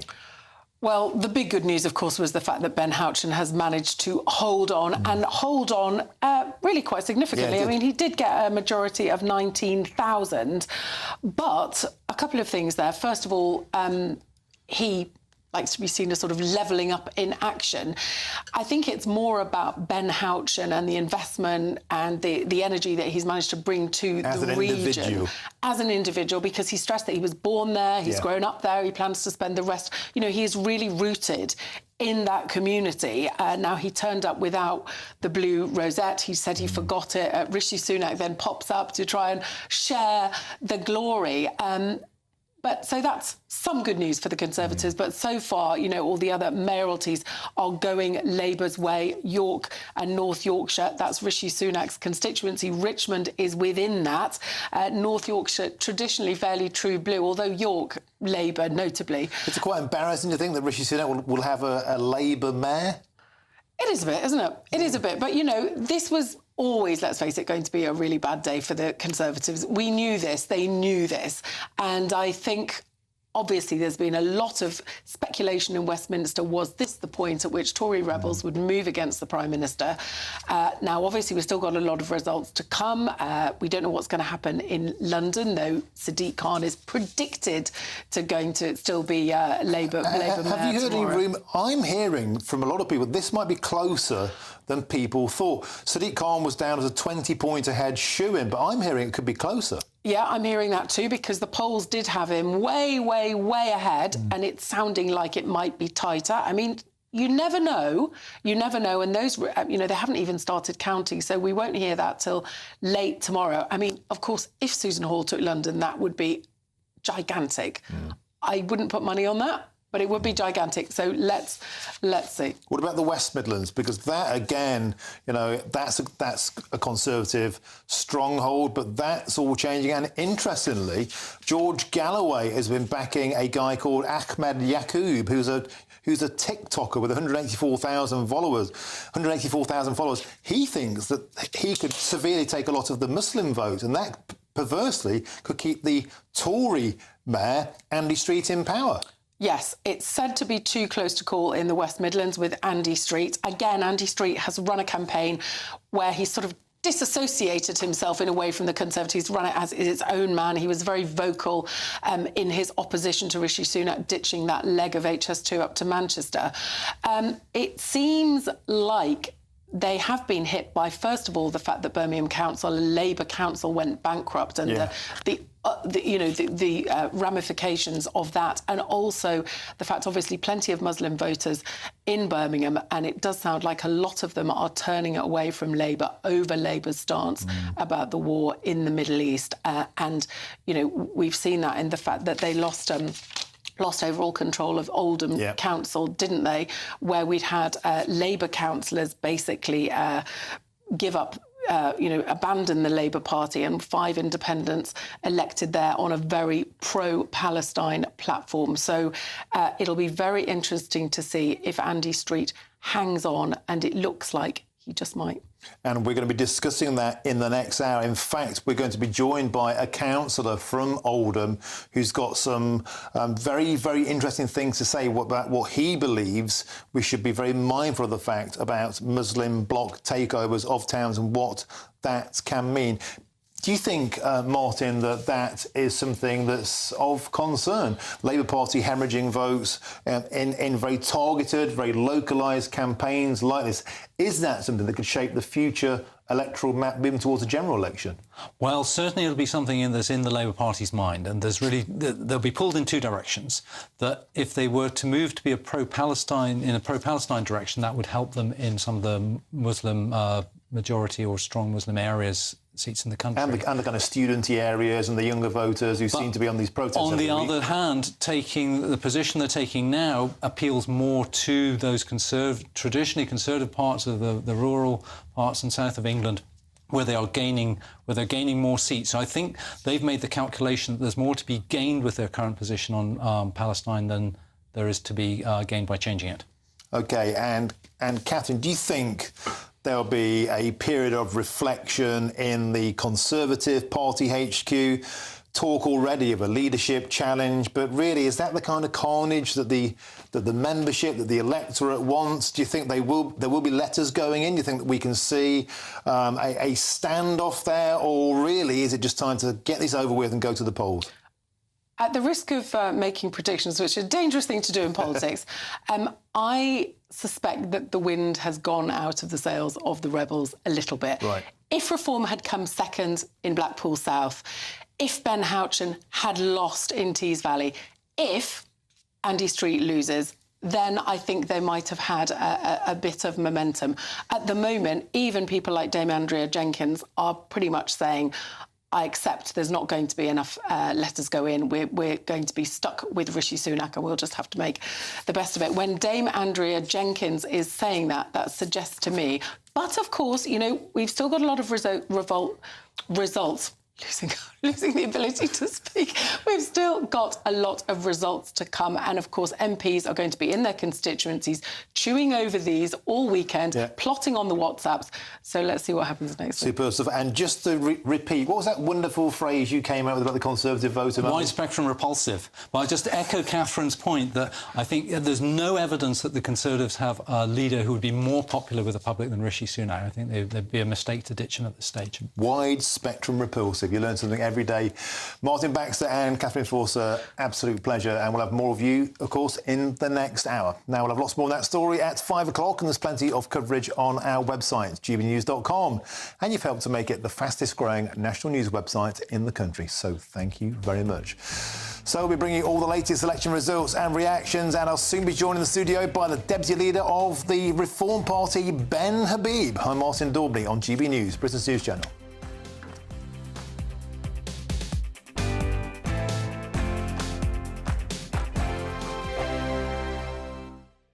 Patrick Christie's Tonight, weekdays from 9 p.m. And I did want to give you a platform, but I also want to give you an opportunity to apologise to anyone that you might hurt, and also give a message now to people who might want to copy some of the things that you've done, because people have copied it. So was there anything you'd like to say about that? So the first thing you addressed, yeah, I do want to say sorry because I did say sorry in the BBC interview, and that's the only thing they put out as a clip. So I don't know why they tried to do that, but I'll say it again on GB News here. I apologise to all the victims in the past that I've may have caused distress to, may have harassed, may have mentally tormented in any type of way. I apologise to them because I didn't mean to do that, and I was just having fun at the moment, but I didn't realise that it would have negative repercussions and negative effects on their psychological way of thinking. So I apologise for that.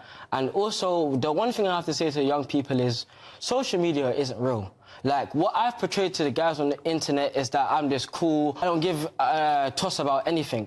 But me as a person, I really do care. And for people I don't really read comments on the internet, because if I was to do that, I would probably go into a depressive state. All I can say to you guys is, believe in yourself, and there's bigger things you can do out there than just being an absolute menace on the internet or being antisocial. Like, if you have ambitions, like I like to read, I like music. I want to go deeper into my passion so I understand me as a person and not what other people think I am. You are an articulate young man. You are obviously intelligent as well when you talk like this. And I really hope, for your sake and for the sake of a lot of people who did take a negative influence from what you did initially, that you really don't go back down that route. I have a child as well, and I have to be there, not just for me, but for my child, for my child's mother, for my mother. I have to be there for a lot of people. It's not just me. So I need to put in the work. I'm Andrew Doyle. Join me at 7 o'clock every Sunday night for Free Speech Nation, the show where I tackle the week's biggest stories in politics and current affairs with the help of my two comedian panellists and a variety of special guests. Free Speech Nation, Sunday nights from 7 on GB News, the People's Channel, Britain's news channel. Your weekend starts here with Friday Night Live with me, Mark Dolan, 8 till 9 on GB News. Big stories, big guests and big laughs as we get you ready for a cracking weekend. That's Friday Night Live with Mark Dolan, Fridays 8 till 9 on GB News. Bring your own drinks, the admission's free. Every Sunday from 11, join Michael Portillo. There will be topical discussion, looking at the week before and the week to come. So kick back and relax at 11 a.m. on Sundays on GB News with me, Michael Portillo. GB News, the People's Channel, Britain's news channel.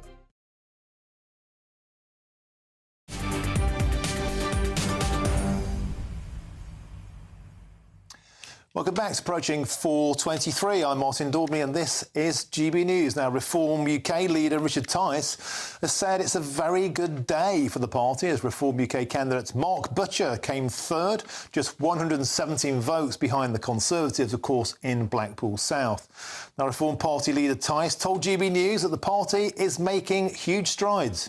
Succeeded with our best ever by-election result by some margin, significantly ahead of our national polling average.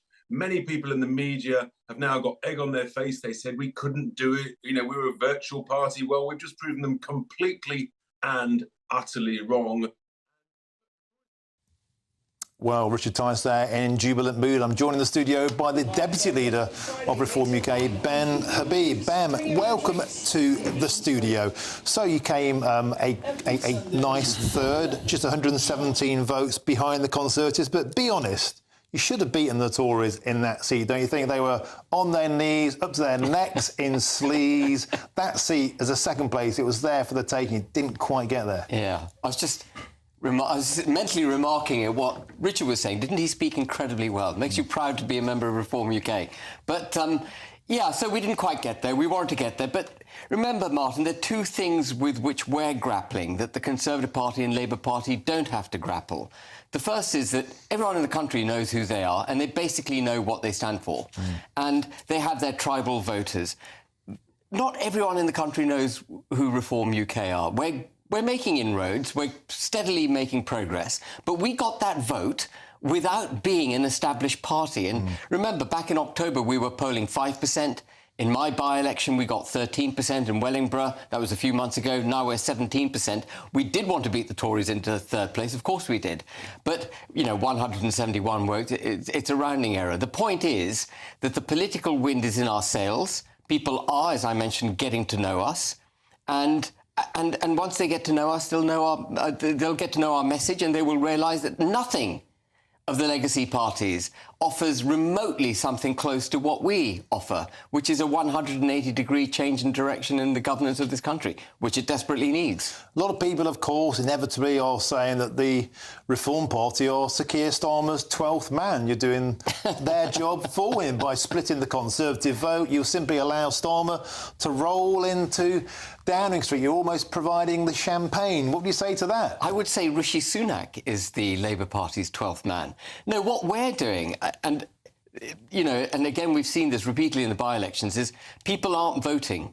And actually, a lot of the people who vote for Reform UK are people who are fed up with the Conservative Party and Labour Party. And if we didn't exist, they wouldn't get off their sofas and come out.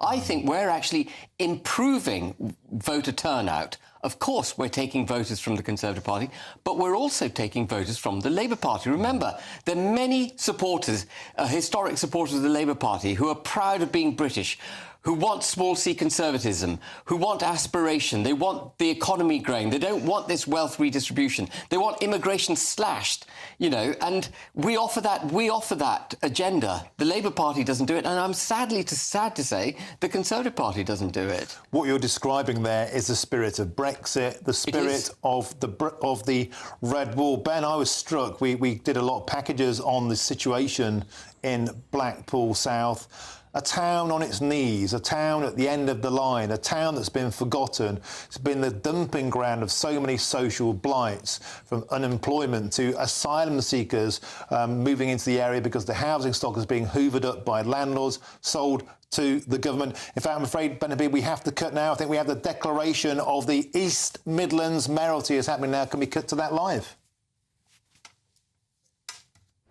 50,666.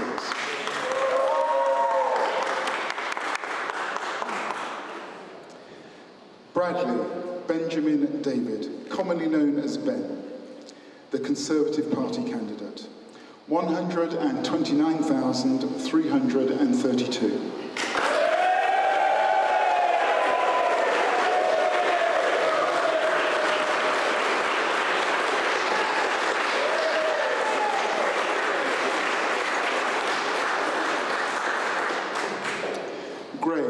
Alan, Reform UK, 49,201.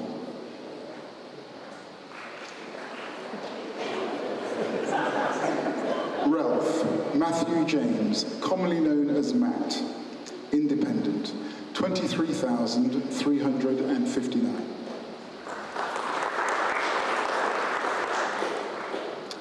Tamblyn Saville, Helen Louise, Liberal Democrat, 15,970.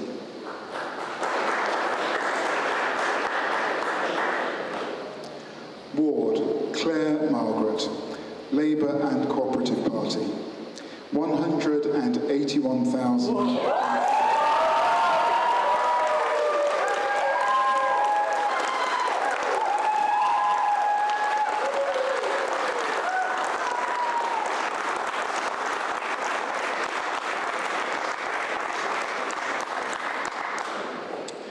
The number of ballot papers rejected was as follows. Voting for more candidates than the voter was entitled to, 466. Writing or mark by which voter could be identified, 37. Being unmarked or wholly void for uncertainty, 2,355. Making a total number of ballot papers rejected, 2,858. The electorate was 1,637,644. The number of ballot papers issued was 452,440, equating to a turnout of 27.6%. And I hereby do declare that Claire Margaret Ward is duly elected.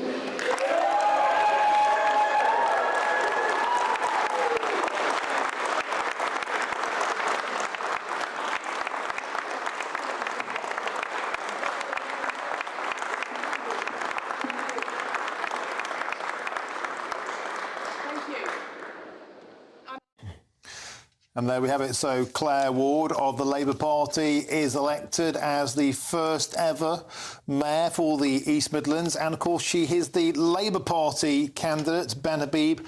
Claire Ward is the new mayor for the East Midlands. Yeah, so no surprises there. But did you see the turnout? 27.5%.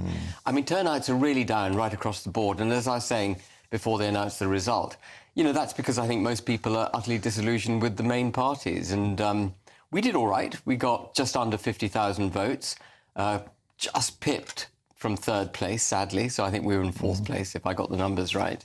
And but, you know, we're concentrating really on parliamentary elections. It'd be great to get a mayoralty, obviously, but it's really Parliament where we want to make our electoral impact. And how do we convert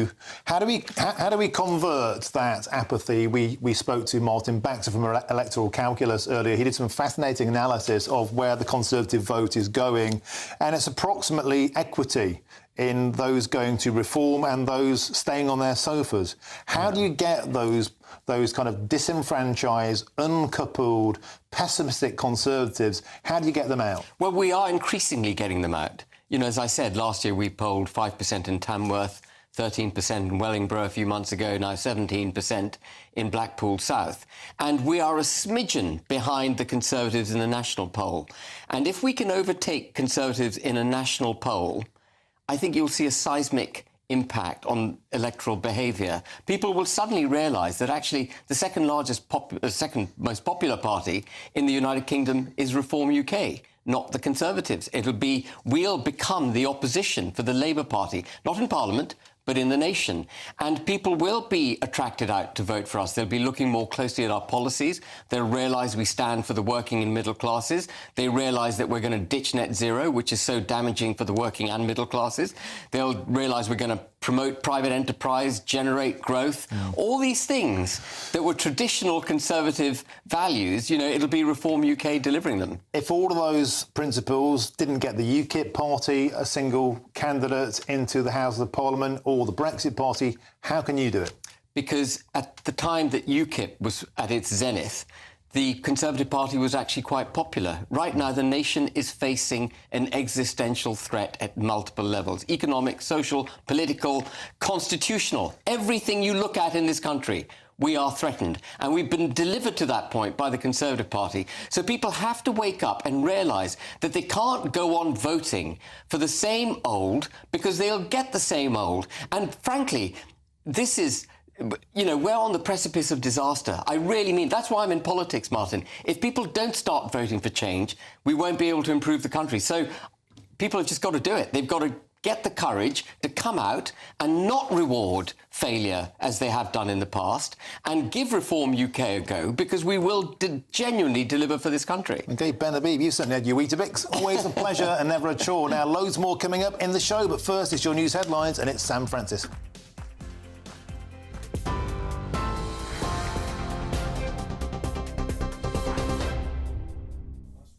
4:33, a very good afternoon from the newsroom. A recap of the top story this hour. Rishi Sunak has said the local election results have been disappointing for the Conservatives, but that it doesn't necessarily mean that Labour will win the next election. It comes after Labour also won the by-election in Blackpool South, caused by the resignation of Scott Benton. Chris Webb took the seat, beating Conservative David Jones in second.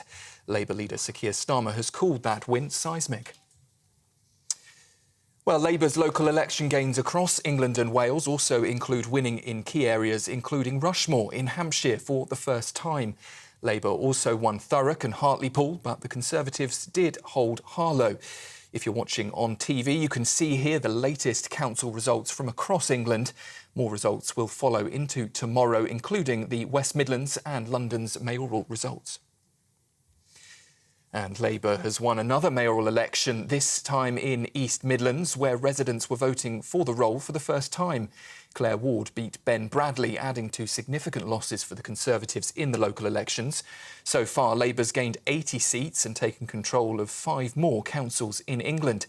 However, the Conservatives have managed to retain Tees Valley, with Ben Houchin being re-elected.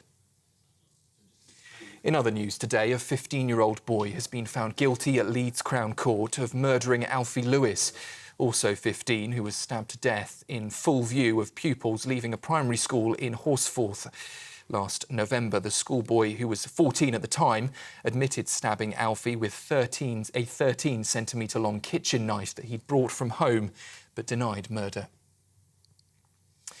Next to Bristol Crown Court, where 3 teenagers who carried out a knife attack have been named today as Shane Cunningham, Cartel Bushnell and Leo Knight. The 16-year-old friend stabbed Mikey Roynan to death with a large hunting knife at his 16th birthday party in Bath. Shane Cunningham has been convicted of that murder and has been detained for life, while his 2 friends were convicted of manslaughter with sentences of 9 years and 9.5 years in youth detention. And we'll stay in Bristol before we hand back to Martin, where we're just hearing that a critical incident's been declared at a number of hospitals in the city following a power cut. The local NHS trust has posted on social media in the last hour or so, urging the public not to attend Bristol's main city centre hospital until that incident has been resolved. We understand Avon and Somerset police are at the scene, where the roads in the surrounding area have been closed. People are being urged to contact NHS 111 if they're in need of any medical help. And we will, of course, keep across the latest developments from Bristol across the next hour and bring you any updates. Those are the headlines. For more, you can sign up to GB News Alerts by scanning the code on your screen or go to gbnews.com/alerts.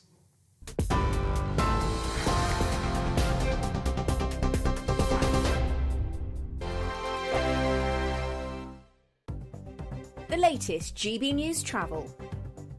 Good afternoon, I'm John Vincent. Queues on the M1 northbound in Leicestershire. There's a lane closed for a vehicle fire just after junction 22 for Colville. Queues on the M6 northbound in Cheshire. There's a lane closed there for a broken down lorry. That's between junction 18 Middlewich and 19 for Knutsford. We've also got queues on the M6 southbound, this time in Staffordshire, due to an earlier broken down vehicle between junction 10A for the M54 and 10 for Wolverhampton. Slow for the M42 northbound in Worcestershire. That's due to an earlier broken down car between junction 3 Redditch and 3A for the M40. Slow for the M4 westbound in Berkshire due to an earlier accident between junction 8 for Maidenhead and 10 for Wokingham. And we're seeing slow traffic on the M5 at junction 18, also stacking onto the M49 southbound. That's due to holiday traffic. That's the latest traffic and travel. You can stay up to date throughout the day by visiting our website gbnews.com. Good afternoon, Britain. Weekdays from midday. Now, a woman who 25 years ago, at the age of just 14, tortured and killed her 71-year-old grandmother, was last month released from prison on licence. But this isn't the first time she's been let out. Sarah Davey has been bailed and re-incarcerated no less than 7 times. Well, to debate this, we're joined by former Detective Chief Inspector Colin Sutton, famed for catching the notorious killer of Millie Dowler, Levi Belfield, and GB News' own Patrick Christys. I think we have to qualify that where the killer is a child, and we have to accept that to consign somebody to be in prison for 60, 70 or 80 years is probably something that we ought to think twice about. So I understand why this happens. I understand the outrage. I really understand the outrage. I think that 14-year-olds who kill should be given a chance to rehabilitate? Yes, I do. Do I think that somebody who's had 7 such chances and blown them away deserves an 8th chance? Then probably I think that's a lot more doubtful. I would have thought that by chance, sort of 3 or 4, they'd have got the picture, but clearly not. Patrick, what do you make of it all? Well, some people are born evil, aren't they? And why should we have to suffer to have them back out on the streets? There are some crimes that are so serious that you should pay for it either with your life or for the rest of your life. This was a sadistic murder, the details of which absolutely cannot be read out on air at this particular time of day. There are 3 issues here. Is this justice for the families of victims? I just think a release like this is a slap in the face, really, to us all. It's another example of soft justice. And just because she's a child, well, she was old enough to commit the heinous crime she committed.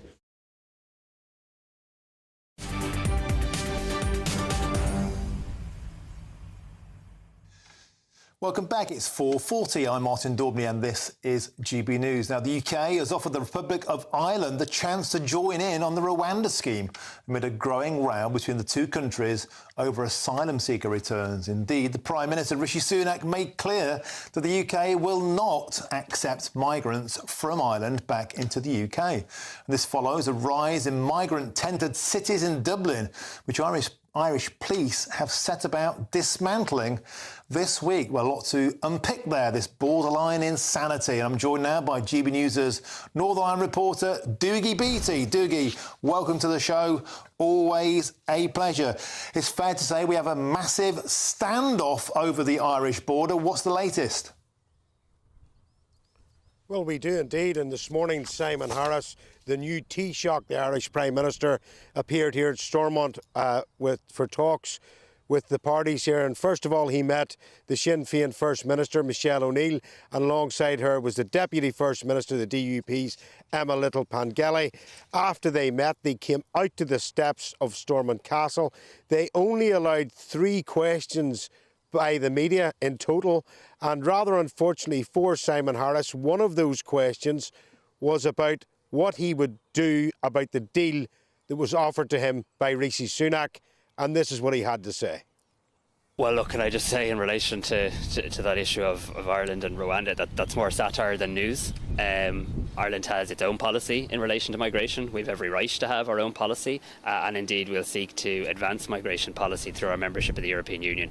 Can I also just say this, after the week that it has been, that I do think there's a need for a sense of calm here. There's a need for a bit of a deep breath.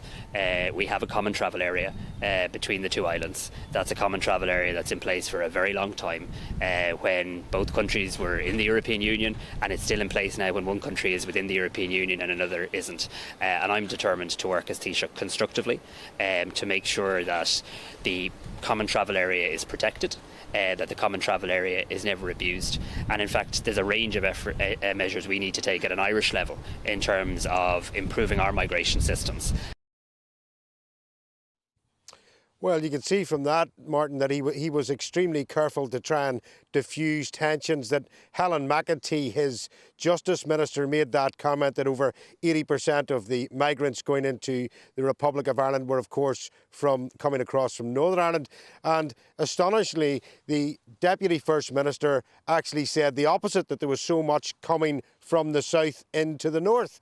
And then we had Sinn Féin's First Minister. Of course, Sinn Féin are the largest party in the Republic of Ireland's Dáil, but not enough to form a government. And they have found this particular issue of immigrants very, very tricky for them. And Michelle O'Neill immediately said, well, immigration is not a devolved matter, so it's nothing to do with us. But it has been very hard for the people of the Republic of Ireland to listen to that, I'm sure, because I've spent a lot of time there, and they are very, very frustrated what's going on.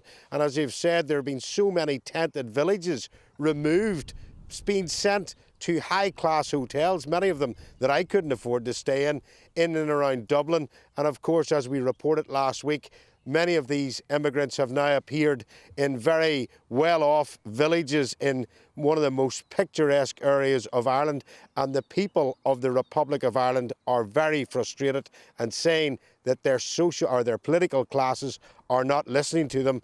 We'll see what happens in the polls in the European elections next month.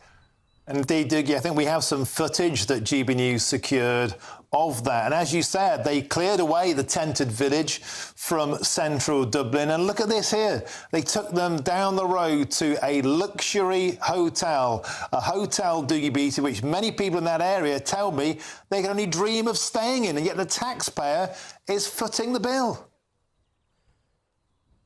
Well, Martin, even to stay in the Republic of Ireland now is very expensive, because they're increasingly using up their hotels for these migrant centres. And in fact, Conor Murphy here, the minister behind us, sits in Stormont, said how much Northern Irish tourism was going up. And you can only imagine that's because people are finding it very, very hard and very expensive to stay in and around these areas in the Republic of Ireland, because there isn't very much accommodation left. And they've gone through the hotels and are now looking at health service places, ex-convents and so forth, village halls. I mean, it is getting to the point where Ireland is really, really struggling with this situation that they have.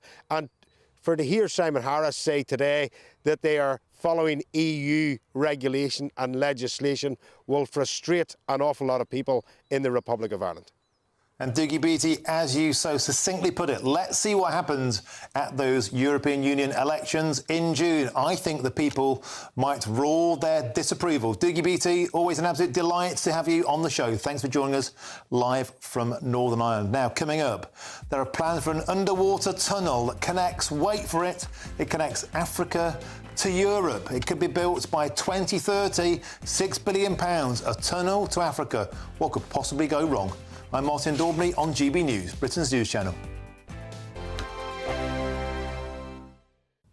Hello, welcome to your latest weather update from the Met Office here on GB News. For some, today felt like summer. For others, it still felt like February. And the mixed weather will continue through the long weekend. Dull and damp over many central areas today. Some heavy showers this evening over parts of southern Scotland and northern England. But it's in western Scotland where we've seen plenty of sunshine today. We'll keep the largely clear skies overnight, but also clearing skies developing further south. And that's going to allow it to turn quite chilly here. Temperatures not far off freezing in some rural spots, but the cloud and the outbreaks of rain over northern England, North Wales and Northern Ireland will keep the temperatures up here. It does make for a rather drab start to the long weekend. Rain on and off for Northern Ireland, southern Scotland, North Wales through the day. Should be turning drier over northern England, a brighter day over the Midlands and East Anglia compared to today. One or two scattered showers in the southeast, but much of the south fine. And generally, again, a good chunk of western Scotland will be dry and bright. Not quite as warm as today, but still 16, 17, 18, perhaps 19 further south, but feeling cooler obviously where it's cloudy. Still quite a bit of cloud across northern areas on Sunday, but maybe not as many showers. Some heavy ones perhaps developing across Scotland later on. The cloud increasing in the south, but many here dry and bright again on Sunday. Increasing chance of seeing some showers, particularly in the southwest later on. But again, with a bit of sunshine, feeling pleasant enough. Temperatures getting close to 20 Celsius. Cooler on some of these North Sea coasts. And so again, some sunshine on Monday with some showers around as well. GB News is the home of free speech. We were created to champion it, and we deliver it day in, day out. Free speech allows us all to explore and debate openly the issues most important to us, our families, and of course, the British people. Having challenging conversations to enlighten each other. Which is why we hear all sides of the argument. We are the People's Channel. We will always stand by the freedom to express yourself. On TV, radio and online. This is GB News, Britain's news channel.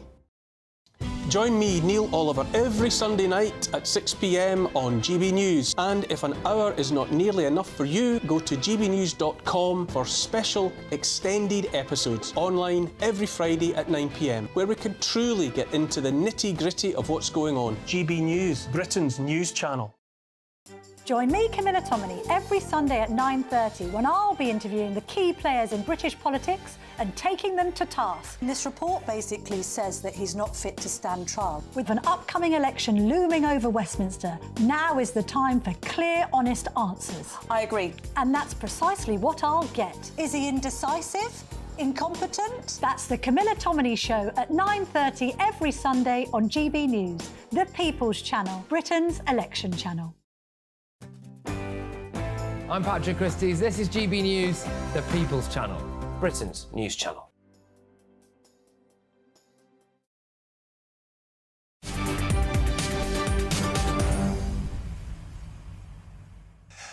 Welcome back. It's 4:49. I'm Martin Daubney, and thanks for joining me on GB News. Now, I'm joined in the studio by my panel, former editor of Labour List, Peter Edwards, and the NHS GP and author and broadcaster, Dr. Renee. Welcome to the show.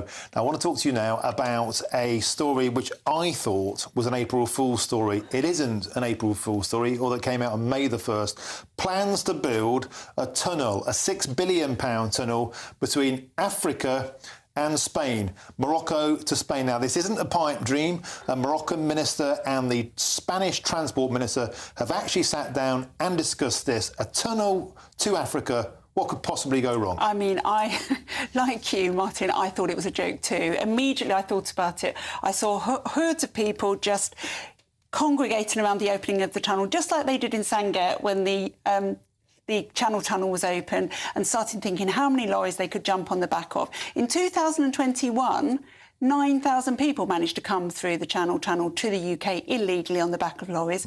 We've got a massive problem with Africa and Sub-Saharan Africa wanting to be elsewhere in the world. So what are we going to do? We're going to build them a tunnel.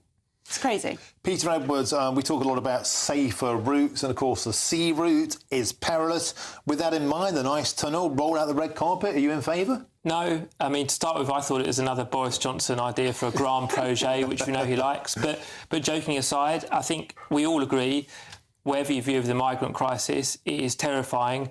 Men, women and children are dying every month, and where Europe is going to find £6 billion, something like this, if you're going to spend that sort of money, let's rally round some measures to tackle the existing migrant crisis. It does feel a bit like a politician's fantasy. Having said that, £6 billion for a tunnel from Africa to Europe. It was 66 billion quid for HS2. Well, just to start with, it was going to be 120. I mean, it's weird, isn't it, that when you're in the UK, any of these massive infrastructure projects cost a fortune, but apparently when you're in Spain, you can get bargain stuff. And apparently this is no mean feat. The rock that they've got to drill through is really, really tricky.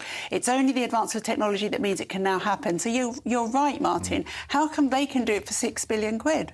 Now, the interesting thing about this is that the World Cup in 2030 is going to be shared between Portugal, Morocco and Spain.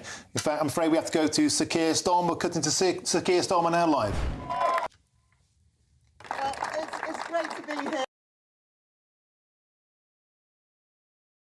The Prime Minister was here. He's now scarpered, and Keir Starmer is here in the Prime Minister's constituency with the first ever mayor for York and North Yorkshire and Labour mayor for York and North Yorkshire, David Stone.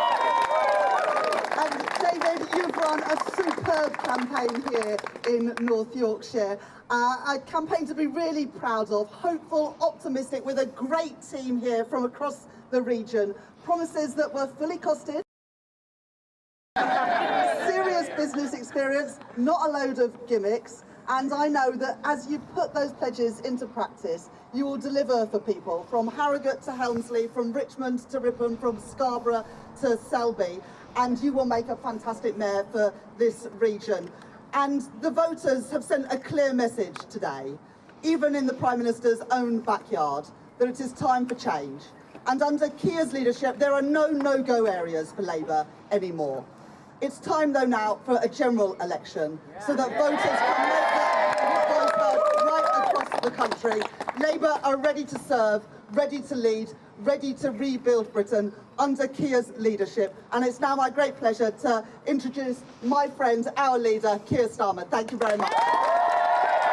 Thank you so much.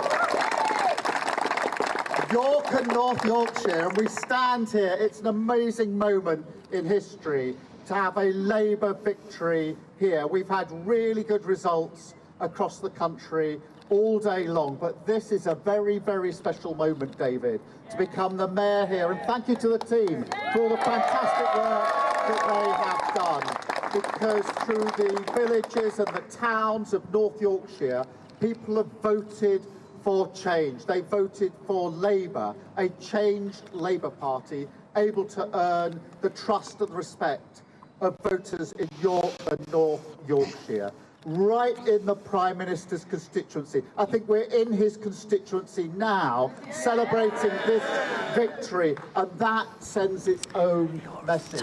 And the message here is a special message because it's vindication of the change that we brought about in the Labour Party, the ability that we have to make that argument to turn our backs on 14 years of decline and usher in national renewal. It's vindication, and it's a special message because here in York and North Yorkshire, the vote is for change. The vote is to turn our back and turn a page.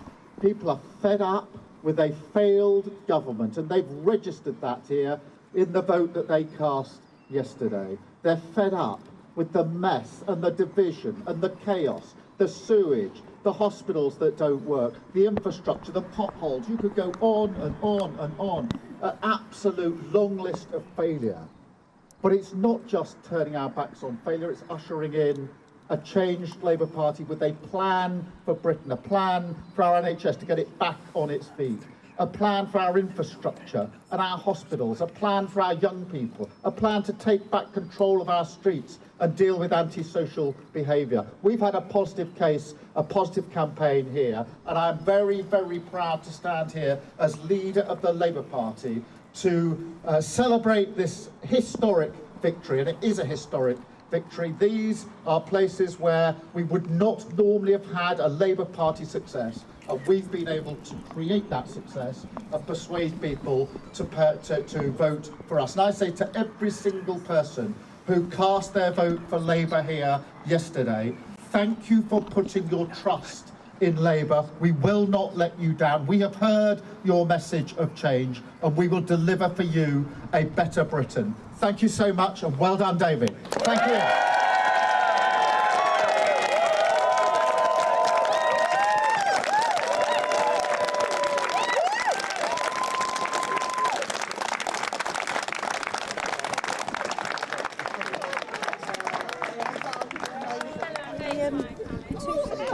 Pull back.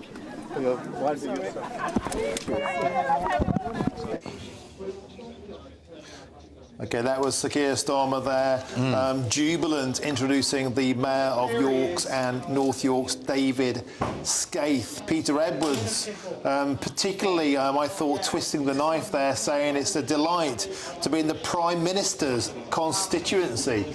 A well-chosen moment, you think, to particularly rub Rishi Sunak's nose in it. Politics is so often about symbols, isn't it? And this was particularly symbolic. Rachel Reeves and Keir Starmer up in North Yorkshire, Rishi Sunak's home patch, the Labour Party looking sensible and competent, a bunch of people with red banners and a Labour win. I think probably you might have thought Labour would win in York and North Yorkshire anyway. They certainly should be competing there. But it's a symbolism of where they are. Keir Starmer looking at ease in front of the camera, got his weekend casuals on, very different to Rishi Sunak. OK, we can now cut back to Sir Keir Starmer. He's answering some questions. Progress, and I do think that across the country, which is it's time.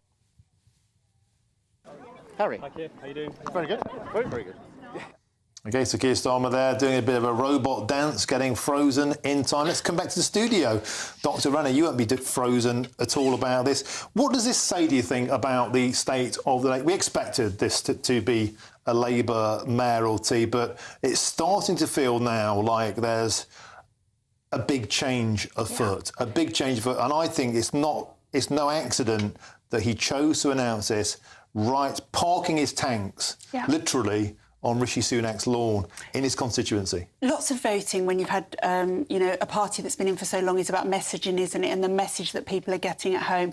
For a long time now, they've been getting the message that the Tories are on the ropes. Keir has seen this as an opportunity to really bring that message home. So he's basically saying to people, look, even if you were thinking of voting for the Tories, it's a waste. Look at us. We're in the ascendancy. We're the winning team. Come for us. And I think that's the message that they want people to have. And I think with that, they're quite easily doing it.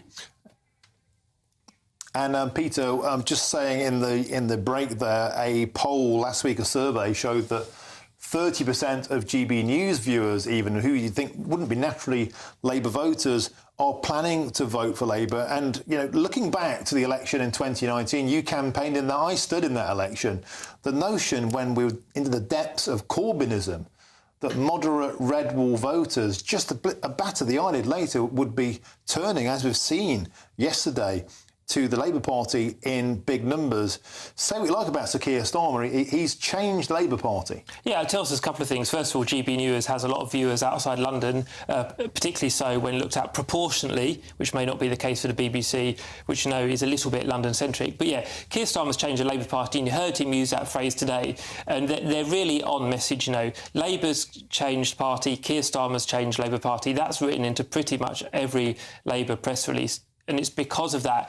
Corbyn is the elephant who's in the room, really, that you'll never hear his name mentioned. He's not even a Labour MP anymore. But they're trying to make clear, not just that Labour's gone from 20% in the polls to 40 or 50%, but they've got a different identity. It's a different cast of characters, and they're safe. Dr. Renner, a figure that leapt out at me is a very, very low turnout. Even in the mayoralty there, 27%, very, very low turnout. less than a third everywhere. A lot of people, OK, they're local elections, they're council elections, they're not general elections, but people seem to be uncoupling. They feel disenfranchised with the entire political system. Do you think that apathy can be turned around, and if so, how? So I think if the Tories are going to turn this apathy around, because it's the Tory voters that are sitting at home, let's face it, they are going to have to come out with some major changes. Rishi's going to have to say, look, this is what we got wrong, this is what we're going to do, I'm going to change my cabinet, I'm going to make us a Tory party again, because if they don't get those bums off sofas, they're not got a chance in hell of even putting together a reasonable opposition. And we need a reasonable opposition for democracy. So he's going to have to do something. 27% is outrageous. Less than a third of the country voting in our politicians. OK, Dr Ronnie and Peter Edwards, superb as ever. It's the top of the hour. It's now 5 o'clock and it's time for news headlines.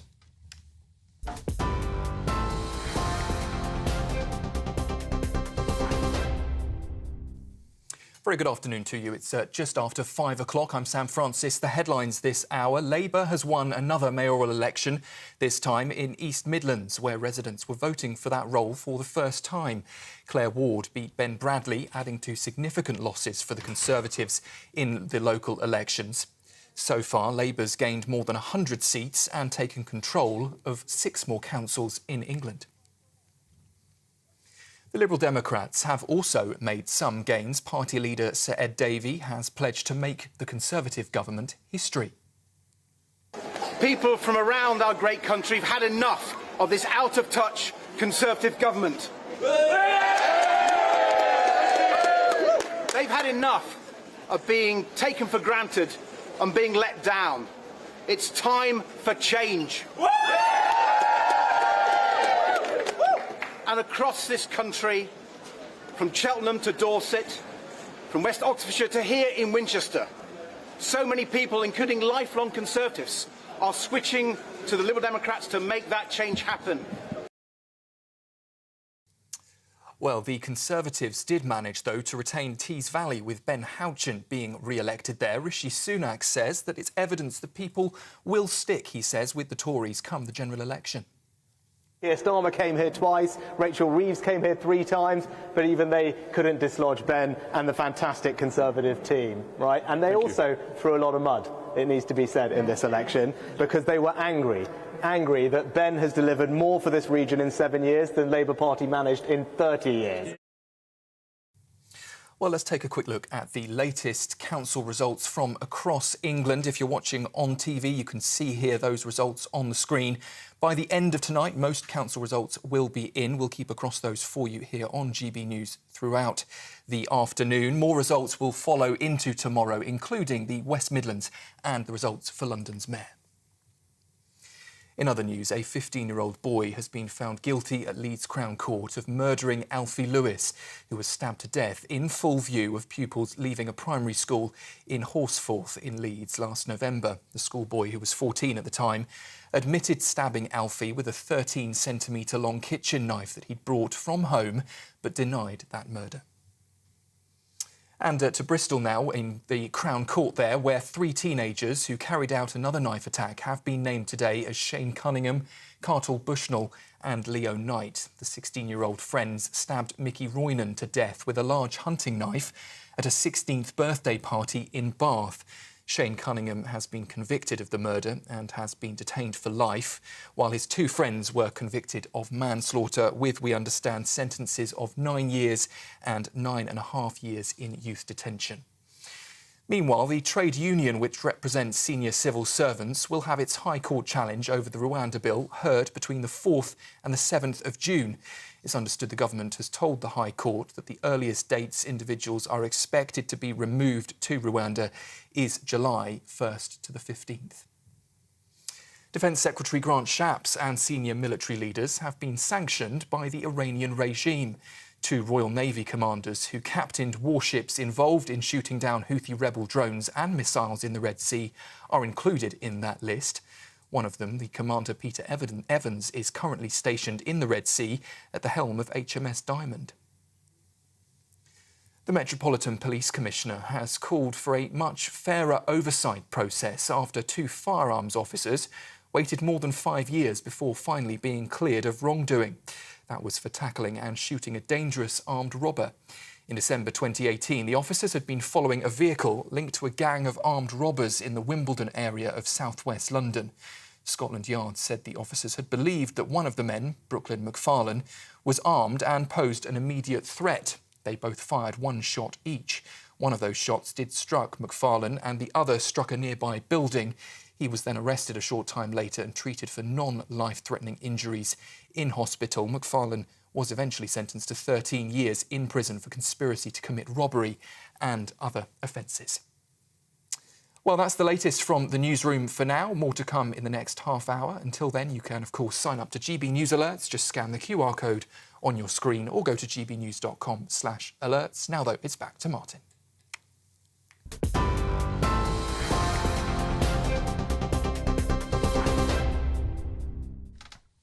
Right, loads of politics to get our teeth stuck into on this Friday afternoon, so let's get cracking. Now, the mayoral election results are coming in across England, and indeed, we just had the verdict of the people in the East Midlands, my home patch, and it's this. Labour's Claire Ward has become the first ever mayor for the region, and I believe we'll be able to speak to her shortly. But first, I'm now joined in the studio by GB News' political correspondent Catherine Forster and the founder of Electoral Calculus, Martin Baxter. Welcome back to the show. Now, Catherine, Martin Baxter's very, very excited because a big analysis of the election results has just come in, which will allow us to make some projections ahead to the general election. What's the analysis? Yeah, so this is the projected national share. If this was a general election, how the votes would break down. Bear in mind, of course, we don't have all the votes in yet, but still, Labour on 34%, the Conservatives only 9 points behind on 25%. Lib Dems on 17 and others on 24. So a 9-point lead, that's about the same as the local elections last year. So it's showing potentially that Labour and the Conservatives are pretty much where they were a year ago. But that 20-point lead that we've been hearing about in the polls, not according to this national projected national share that we've heard of the votes we've had so far. Martin Baxter, political data gets you very excited. Tell us, first of all, what this analysis is and what its credibility is, and multiple, what does it mean if this were to be plugged in to a general election? So, yes, this is an estimate of what the local election results would mean if there were a general election and people who weren't voting today voted in a similar way to the people who did, allowing for the fact they live in different countries. And you said this is the big poll you've been waiting for all day. It's the big analysis that everybody in Westminster has been waiting for to see what these numbers are. Now, we should stress that local elections are not the same as a general election, but as Catherine quite rightly said, the big news on this analysis is that it shows Labour less than 10% ahead, whereas in most opinion polls at the moment, Labour's around 20% ahead. OK, so plug that in to your... You're literally doing this live now with your calculus. Absolutely, I'm pressing F9, and because... Earlier this week, we were predicting a three-figure Labour majority, or big three-figure Labour majority. We've got, on these numbers here, Labour would have a majority of exactly 100 seats. So a very comfortable, sort of near landslide, but not as big as Tony Blair in 97, say, and the Conservatives would be on 163 seats with the Lib Dems on 66. OK. So Conservatives at least over 100 seats, and we've seen some estimates recently that took the Conservatives below 100 seats. So if this genuinely reflects national opinion, then Rishi Sunak is doing much better than people thought, and he will all the pressure will be off him. Crumbs of comfort. Now, when you start to get into the macro detail, are there any particular politicians or ministers even that would lose their seats currently from the Conservative Party? Well, in the cabinet, people like Rishi Sunak and Oliver Dowden and Jeremy Hunt would be safe. But further down, in more marginal seats, Penny Mordaunt and Kemi Badenoch could lose their seats to Labour still on this. But if this 9% lead turned out to be reflected in the general election, it would make things much better for the Conservatives than they have been expecting. So in a bleak night of results, this might give them some fag end of comfort in number 10? Absolutely, yes. The strategists in number 10 will be quite pleased with this. And you're working all this out in real time on your spreadsheet there? Absolutely. Great stuff. That's why we got you here. Now then, we can now cross live to Nottingham, where GB News' reporter Will Hollis is joined by Labour's Claire Ward, who's become the first ever mayor for the region, just announced her victory. Will, I'll hand you over. Yes, well, with around 180,000 votes here in the East Midlands for the very first time, Claire Ward, the Labour candidate, has been elected as the brand new mayor. Congratulations. How are you feeling? Well, I feel very honoured, very privileged to be the very first East Midlands mayor. Yeah. In your speech, you said that the East Midlands has been overlooked and underfunded. Why has it been overlooked and underfunded, and how are you going to change that? It has been overlooked and underfunded for decades. We have some of the lowest levels of investment in our infrastructure and lowest levels of spend from the public sector. And that is a real issue. It's meant that we have been left behind. And when people talk about the North and the South, when they think about the Midlands, they often think about the West Midlands. Well, I'm here now to make sure that we put the East Midlands very firmly on the map. How can you replicate what has happened in the West Midlands, where it has been very successful, particularly in places like Birmingham, the country's second city? How can you make that happen in Nottingham or Derby, which doesn't have the same infrastructure or the same population? Well, we still have a very large population at 2.2 million people, but we're 5 times the size of West Midlands, so it's a big geographical area to cover. But I will be making sure that each of those areas feel the benefit of having the power and the funding from Westminster brought into this region so that we can make the decisions that we need and make the choices that we decide are right for us. You said this is about bringing back powers from Westminster. You know Westminster very well from when you were a Watford MP 20 or so years ago. What do you know that needs to change about Parliament in Westminster and what happens at the Houses of Commons that would mean that it is better for you here and for local people in the East Midlands? It's clear that we know our region better than people in Whitehall and Westminster. And so we need to have that devolved decision making along with the funding so that we can make those priorities, not being competing against other projects in other cities and the southeast. Give us the funding that we need. Let us decide how we are going to be the powerhouse here in the East Midlands. And you are the Labour candidate, now the Labour mayor. Where does this fit into the national results that we've seen, particularly in places like Blackpool, where there's just been an elected Labour MP? Well, this is a fantastic result, not just for me, but for the Labour Party. This is a region with some of the highest number of key seats for the next general election, seats that Labour needs to win. And we have been winning right across this region in pretty much every single area. My vote came higher than any of the candidates. This is where we can make the difference, and this is the start of that journey. So I hope the Prime Minister calls a general election very, very soon. It sounds like you're talking about red wall seats that turn to the Conservatives often for the very first time in former coal mining areas, where it's dubbed that maybe Reform will do well, where the only current sitting Reform MP, Lee Anderson, is currently the MP for Ashfield. Is that where Labour needs to win and change the minds of voters that have turned away from the Labour Party towards the Tories in the past? Absolutely, and if you look at those districts, Labour won in all of those areas, including in Ashfield. This is the start. People want change, and they've been telling me that for months on the doorsteps. They're excited by the prospect of not just having a Labour mayor for the East Midlands, but also the prospect of a future Labour government. Claire Ward, the new Labour MP, congratulations. Labour mayor, not Labour MP. Thank you very much. It's been a very long day, as I'm sure it's been a very long day and night for you. The thing that I would say is, from all of the candidates, everybody says this is about putting the East Midlands on the map, Martin. Thank you, superb stuff. Will Hollis there with Labour's Claire Ward, the newly elected mayor of the East Midlands. My patch. And I've got to say, a lot of what she was saying there was chiming. The East Midlands, very unfashionable part of the country, as Brian Clough said about Nottingham Forest, an unfashionable club from an unfashionable town, overlooked and underfunded. That's true. Do you think, though, that the Labour Party can make the difference? In a sense, do we need more of these mayors? This is the first mayor that we've had in the East Midlands. Nottingham City Council is ran by the Labour Party, went bankrupt. They went bankrupt on Robin Hood Energy. Do we really need more of these kind of extra layers of bureaucracy at all? Are mayors the answer? Well, that's a very interesting question because we're getting a lot more of them, aren't we? And, I mean, in some senses, they know their area very well.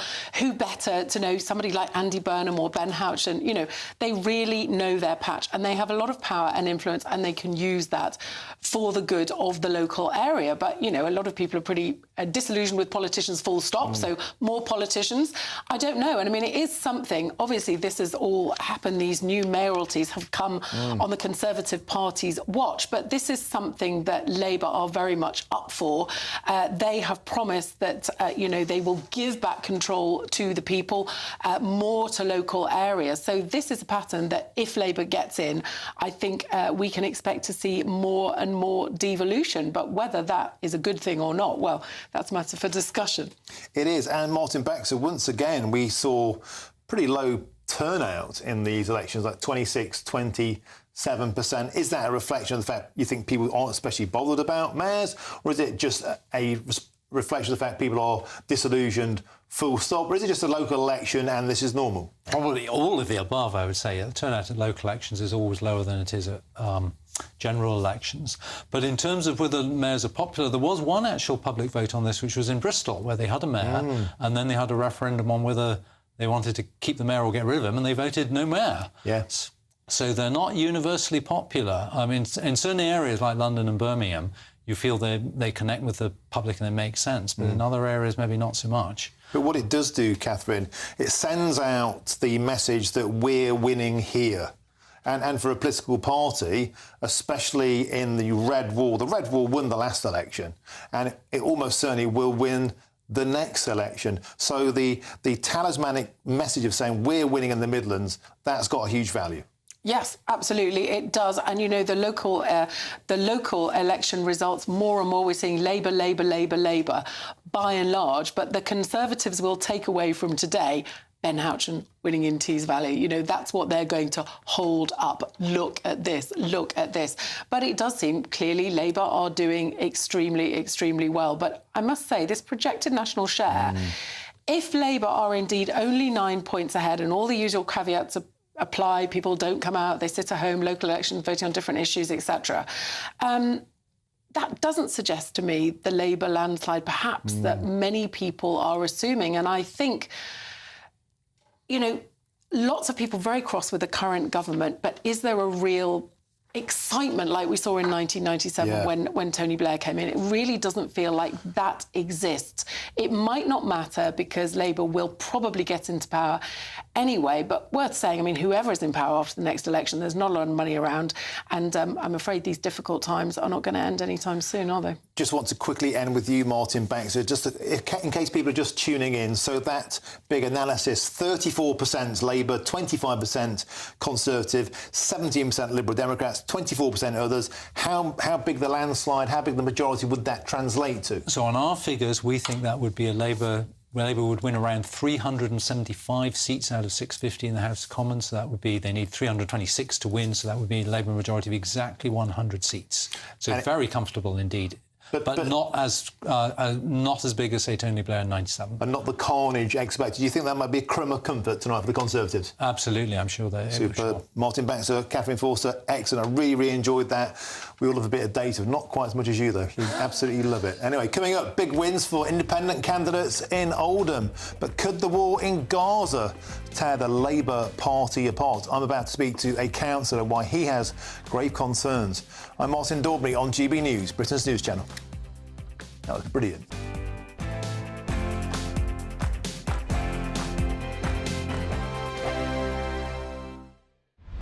Britain's newsroom, weekday mornings from 9:30. It's a remarkable story, isn't it? Amazing. Extraordinary. And also, she was unflappable, apparently, the Princess Royal. She's just brilliant. refused to get out of the car and said, I'm not going anywhere. Extraordinary. Well, Jim Beaton was awarded the George Cross for protecting the Princess, and delighted to say joins us now, along with the former head of Royalty Protection, Di Davis. Jim, you won't remember, but I met you some time ago at the Imperial War Museum when Princess Anne was opening an exhibition to do with the George Cross, and you were there reunited with her. And you told me then what great admiration you had for the Princess, cool under fire, but you didn't do so badly yourself. it was probably my job. And also, I had a wee bit of police training, not very much, but a little bit, whereas Princess Anne had nothing. And yet, the way she displayed it, you would have thought she'd been highly trained to deal with any type of that situation. Even though you'd had some training, you took 3 bullets for the princess. You effectively stood between her and a deranged gunman.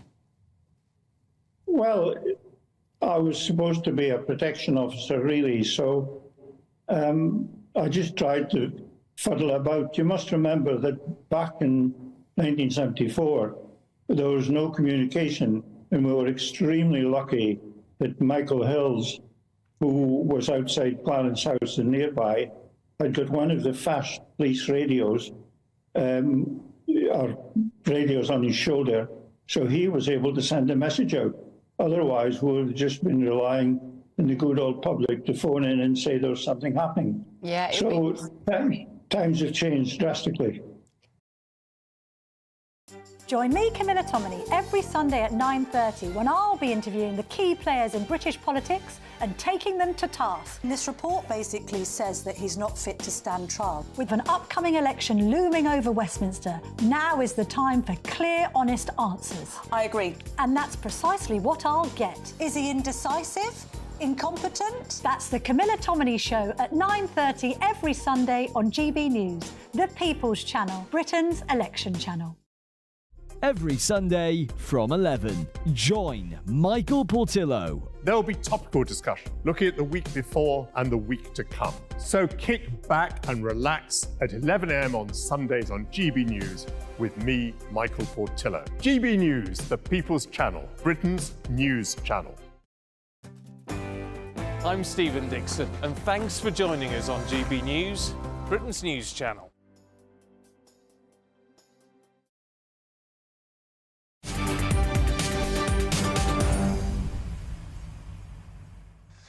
Welcome back. Your time is 5:21. I'm Martin Daubney, and this is GB News. Now, earlier on today, Labour sensationally lost control of Oldham Council after big gains by independent candidates running on the issue of the war in Gaza.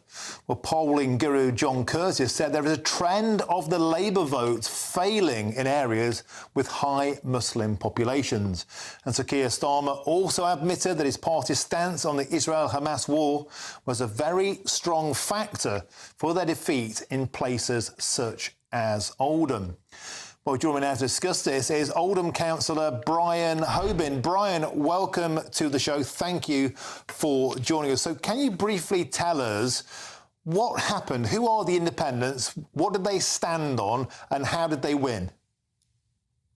Well, there's a variety of independents, Martin, right across the borough. Some of them are, like myself, community independents. Some of them are more national or international politically wise, and I think that's where the Gaza thing comes in. And I think there's an even split of the independent councillors now in the borough of the community-based councillors and the very political-based councillors. And I think that's where the problem moving forward is now in Oldham.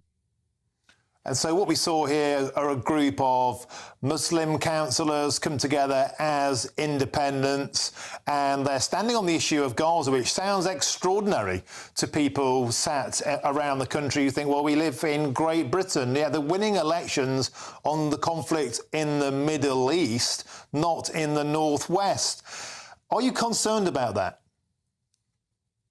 It does give me concern. It gave me concerns when there was the by-election in Rochdale, because I thought too much of international was being brought into the local communities. That said, there's some of the independent councillors now in Oldham. It's not just about Gaza. It is about what we're doing here in Oldham. It is about the fact that we do need a change in the base of power. And as communities, we can come together and make a bit of a difference in Oldham. And do you think on a national level, we're seeing, for example, George Galloway, as you said, in Rochdale, he's also backing a mayoral candidate in the West Midlands, and he believes he can damage. This is the guy called Ahmed Yaqub, who's a TikToker with 184,000 followers. George Galloway believes that he can take sufficient numbers of votes away from the Labour Party, which ironically would keep Andy Street in power. It seems to be a clear plan to set out to damage the Labour Party vote. Do you think, Brian, that this could manifest itself into a nationwide movement of coalescing, of putting together the Muslim vote to, in effect, begin a new political movement?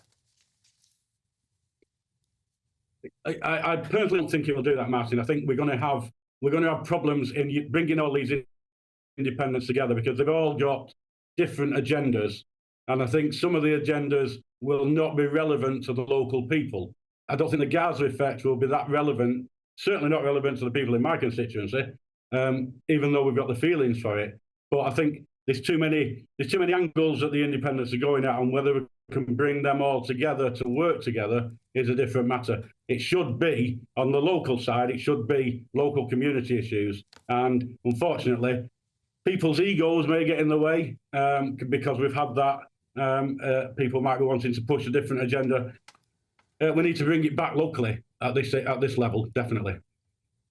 Now, Brian, we've spoken before, and I know an area of huge concern to you is that you've tried to call repeatedly for an independent inquiry into grooming gangs in the Oldham area. And am I correct in saying you think you've encountered quite a lot of resistance for that to go ahead? And do you think that resistance now may increase if more Muslim councillors are in control? No, I don't think we've got a problem with that, Martin. I think now, for 5 years, I've been pushing for that inquiry. It was one of the first things I did as a councillor, and I think we've tried 7 times to get it on the floor, and it's been pushed back by the Labour administration. Now that they have no overall majority, I'm sure that the other independents, including the Muslims, the Oldham group, the Muslims that have become independent councillors, they've stated the fact that part of their manifesto was to help us get that inquiry over the line, so we can remove that cloud at least that's been over Oldham for so long. And why do you think, Brian, there has been such resistance to what is surely an essential public inquiry? We saw it in other towns, we saw it in Rochdale. Surely why is there a resistance? I would hazard a guess, Martin, that the resistance was because there is people in power now or who have been in power before that don't really want that truth to come out. And hopefully now that we've got the numbers to get that across the line, the truth will come out, people will be held to account, and then we can move forward.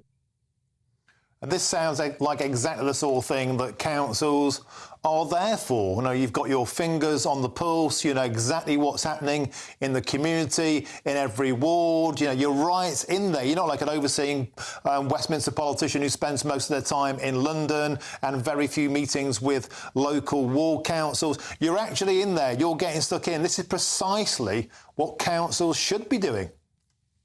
Yes, definitely, Martin. My worry is that there is a couple of councillors that I'm not sure they're there for the right reasons, really.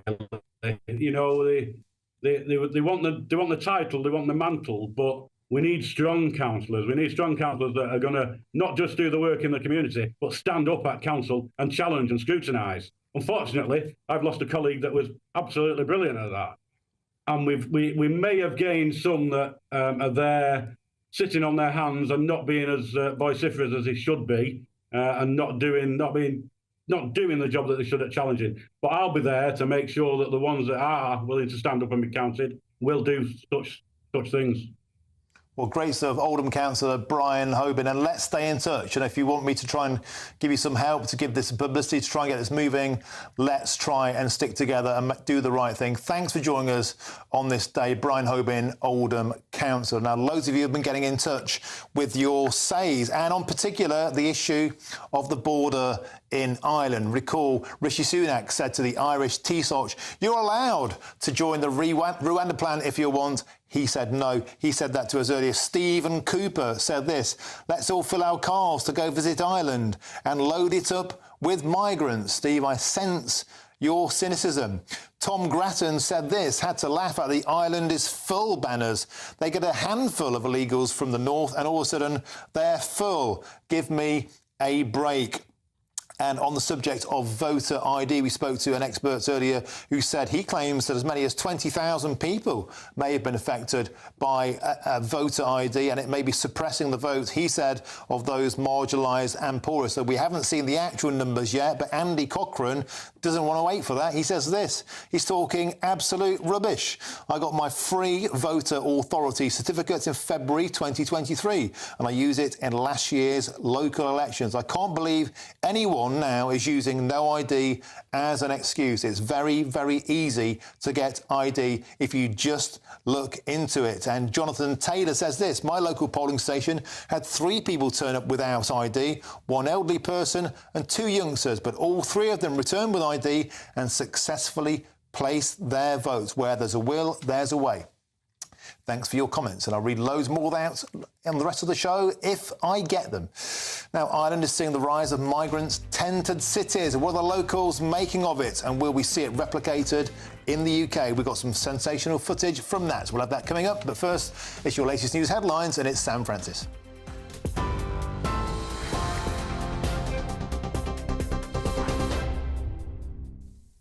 Martin, thank you, and good evening to you. It's just coming up to 5:31. The headlines this evening. Sir Keir Starmer claims that Labour's gains in England's local elections are a direct message to the Prime Minister as he renewed demands for Rishi Sunak to call a general election. So far, Labour's gained more than 100 seats and taken control of 6 more councils in England, while the Conservatives have lost almost 300 seats. And the Liberal Democrats have also made some gains, with party leader Sir Ed Davey pledging to make the Conservative government history. Meanwhile, Rishi Sunak has admitted those local election results have been disappointing for the Conservatives, but he says it doesn't necessarily mean that Labour will win the general election. His party managed to retain Tees Valley, with Ben Houchen being re-elected there. And Rishi Sunak says that result is evidence that people will stick with the Conservatives come the election. Well, let's take a look at the latest council results from across England. You can see here, if you're watching on TV, the latest results there from across the UK. And by the end of tonight, most council results will be in. We'll be covering that here on GB News, and more results to follow into tomorrow, including in the West Midlands, and the results for the London Mayor. In other news, a schoolboy has been convicted today of murdering another 15-year-old boy outside a primary school in Leeds last November. The teenager, who can't be named, was 14 at the time of that attack. He's admitted stabbing Alfie Lewis with a 13-centimetre-long kitchen knife in full view of other pupils, but he has denied murder. And a critical incident's been declared at a number of hospitals in Bristol this evening following a power outage. The local NHS trust has posted on social media urging the public not to attend Bristol's main city centre hospital until that incident is resolved. We understand Avon and Somerset police are at the scene, where roads in the surrounding area have been closed. People at this stage are being urged to contact NHS 111 for any medical help. For the latest stories, sign up to GB News Alerts by scanning the QR code on your screen, or go to gbnews.com/alerts. Next, a look at the markets.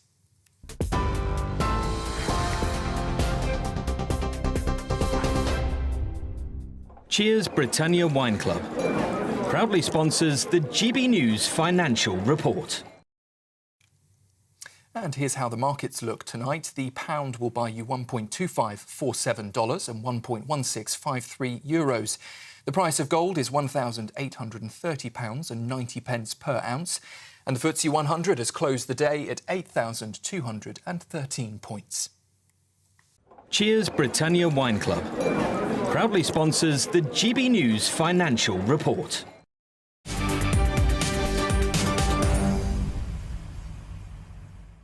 Thank you, Sam. Now, in a few minutes' time, the UK has offered the Republic of Ireland the chance to get involved in the Rwanda scheme amid a growing row between the two countries over asylum seeker returns. I'll have some astonishing footage of where they're clearing out the tented cities and putting them in luxury hotels. I'm Martin Daubney on GB News, Britain's news channel.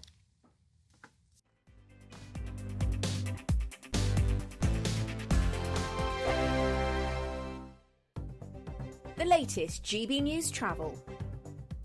Good evening, I'm Johnny Ratner with the latest. Long delays heading west on the M8 through West Lothian from junction 4 to 4A as you head away from the Whitburn turnoff to the Heartlands interchange. The outside lane on that two-lane stretch blocked off at the scene of an accident. Long queues up the M1 through Leicestershire just after the Ashby de la Zouche and Colville exit junction 22, where the left lane was closed after a vehicle caught fire. All lanes have just reopened in the last 10 minutes. It's still queuing back to the M69. In East London at Beacon Tree Heath, Wellbone Lane South remains shut for a police investigation. And if you're making your way onto public transport on London Underground, severe delays on the Central Line, and buses still in for Great Northern trains from Cambridge up to Kings Lynn because of an ongoing staff shortage. And for now, that's the very latest. You can stay up to date throughout the day by visiting our website, gbnews.com. GB News Breakfast, every day from 6 a.m. Cheryl Baker. Good morning, Cheryl. Good morning. When you think back to 1981, I mean, obviously the ABBA victory then wasn't all that long ago, 9 years earlier. Do you think they had a huge influence then on the sort of direction that Eurovision was taking? Yeah, they did. They changed it completely. Because up to then, it had all been very staid and a bit posh, long frock, sticky bow ties, you know. And then they came along and they blew it out of the water. They looked so different. And they modernised it. And I think, yeah, it made a big change. Made a big change after that. And we were watching your performance on Eurovision a little bit earlier on of making your mind up. I mean, you had so much fun, didn't you, up on that stage? Were you, in some part, inspired by ABBA? Yes, I would say so. It was, ABBA was 74. I turned professional in 75 and did my first song for Europe, which was, you know, when they choose the British song to go forward. I did my first one in February 1976. So, yeah, it was only months after ABBA's performance that I started my own Eurovision journey. Yeah, they just changed the face of it. They changed the face of Eurovision. And if you look at what Eurovision is now, I think that all started with ABBA's performance. It made people think this is much more than just a song contest. It's all about the look. I mean, the clothes, they looked fantastic. And even the composer, or not the composer, what's he called? The conductor. He was dressed as Napoleon. It made it fun. Fantastic song, obviously, brilliant singing, but the whole look of it just changed the way that Eurovision is, and to this day.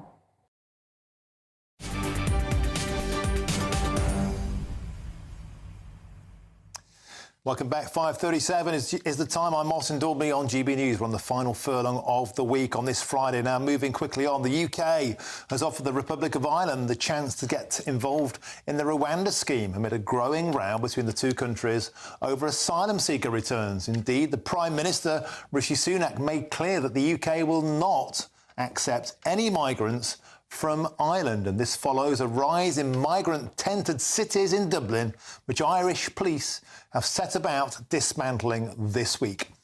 Well, joining me now to discuss this further is the president of the Irish Freedom Party, Herman Kelly. Herman, welcome back to the show. Always a delight. Now, Herman, last night I covered for Nigel Farage on his show. We showed some astonishing video footage which you took this week after those tented cities were dismantled in central Dublin. We thought the problem had gone away, but Herman Kelly, your video paints a very, very different picture. Talk us through what happened. Basically, the tented city, the ghetto, was moved to a place called City West, a large hotel, 1,200 beds. They have a leisure centre, a golf course, they have a swimming pool, and basically the asylum seekers are put there, where in very salubrious surroundings. This is a very famous hotel.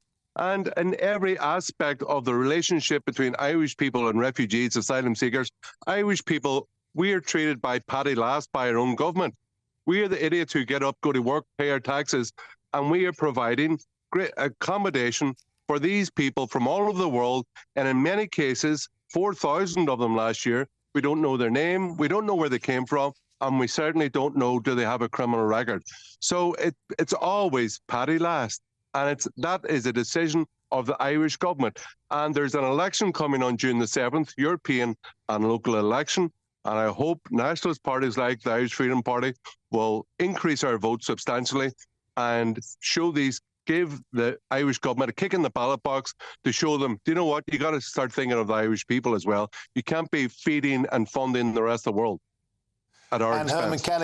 Herman Kelly, you also saying I saw footage of luxury SUVs, BMWs, really nice cars in the car park there, because there are lots of Ukrainian refugees already there, right? Luxury BMW, I could only ever dream of having a car like that, and huge SUVs.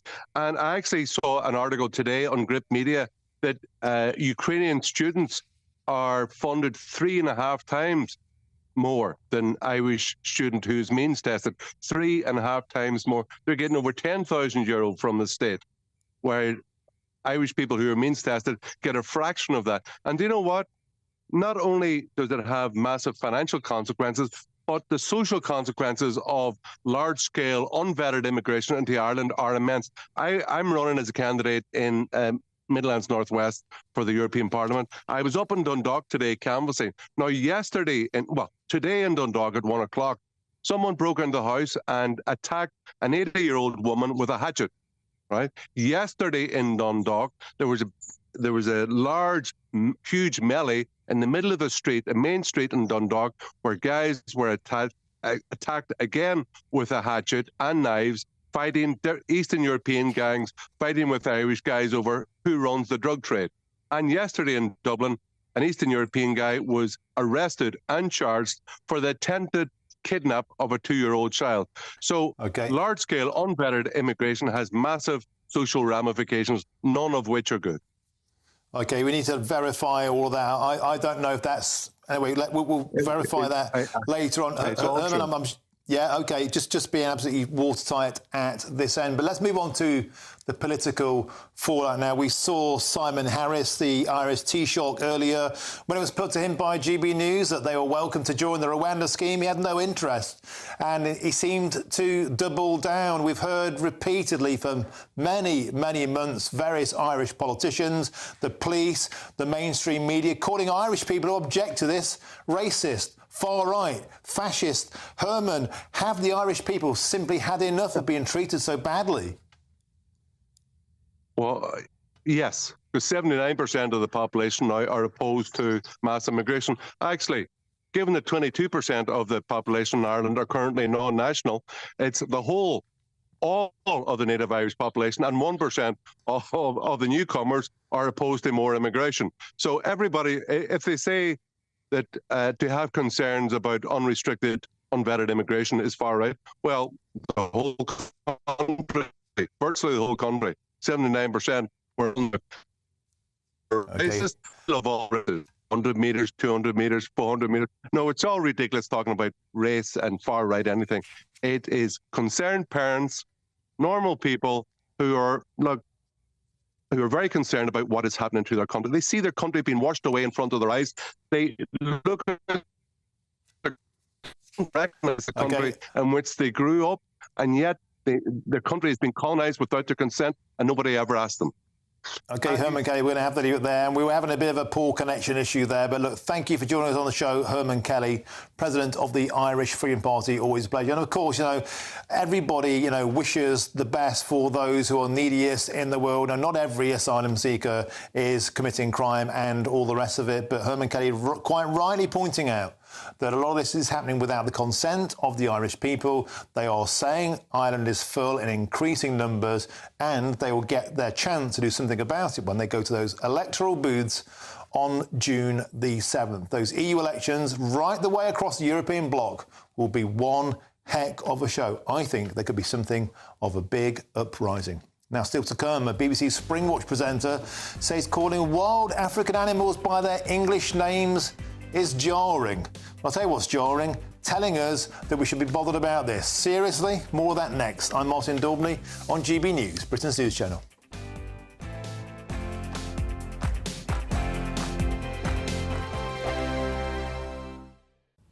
Hello, welcome to your latest weather update from the Met Office here on GB News. For some, today felt like summer. For others, it still felt like February. And the mixed weather will continue through the long weekend. Dull and damp over many central areas today. Some heavy showers this evening over parts of southern Scotland and northern England. But it's in western Scotland where we've seen plenty of sunshine today. We'll keep the largely clear skies overnight, but also clearing skies developing further south. And that's going to allow it to turn quite chilly here. Temperatures not far off freezing in some rural spots, but the cloud and the outbreaks of rain over northern England, North Wales and Northern Ireland will keep the temperatures up here. It does make for a rather drab start to the long weekend. Rain on and off for Northern Ireland, southern Scotland, North Wales through the day. Should be turning drier over northern England, a brighter day over the Midlands and East Anglia compared to today. One or two scattered showers in the southeast, but much of the south fine. And generally, again, a good chunk of western Scotland will be dry and bright. Not quite as warm as today, but still 16, 17, 18, perhaps 19 further south, but feeling cooler obviously where it's cloudy. Still quite a bit of cloud across northern areas on Sunday, but maybe not as many showers. Some heavy ones perhaps developing across Scotland later on. The cloud increasing in the south, but many here dry and bright again on Sunday. Increasing chance of seeing some showers, particularly in the southwest later on. But again, with a bit of sunshine, feeling pleasant enough. Temperatures getting close to 20 Celsius. Cooler on some of these North Sea coasts.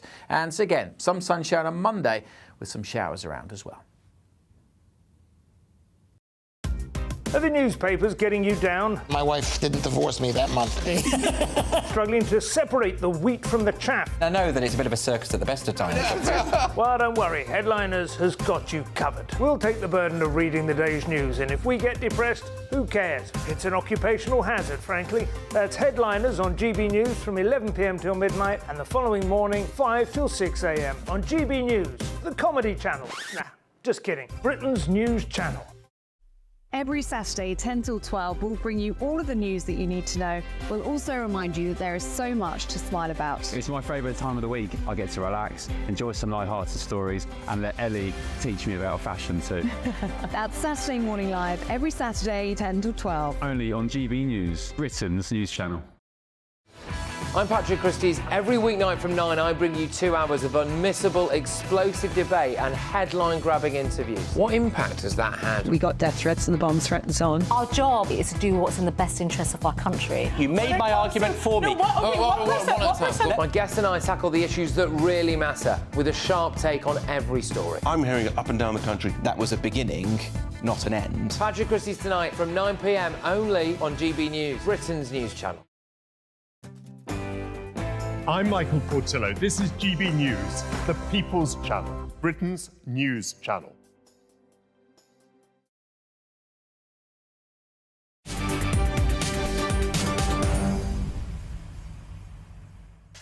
Welcome back. It's 5:47. We're on the final furlong, and I'm joined now in the studio by my panel, the former editor of Labour List, Peter Edwards, and the NHS GP and author, Dr. Rennie. Thank you very much for joining us. Let's quickly pick up, if we could, Peter. We have some analysis by JR Partners. Martin Baxter of Electoral Calculus said this is the big one he'd been waiting for. Westminster's been looking at. It's extrapolating forward the results from yesterday and today, if it were to be a general election, and it gave us something rather surprising. It was this: Labour would get 34% of the vote share, the Conservatives 25%, Libs 17%, others 24%, giving the Labour Party only a 9 percentile advantage, as opposed to 20 points we've been hearing about.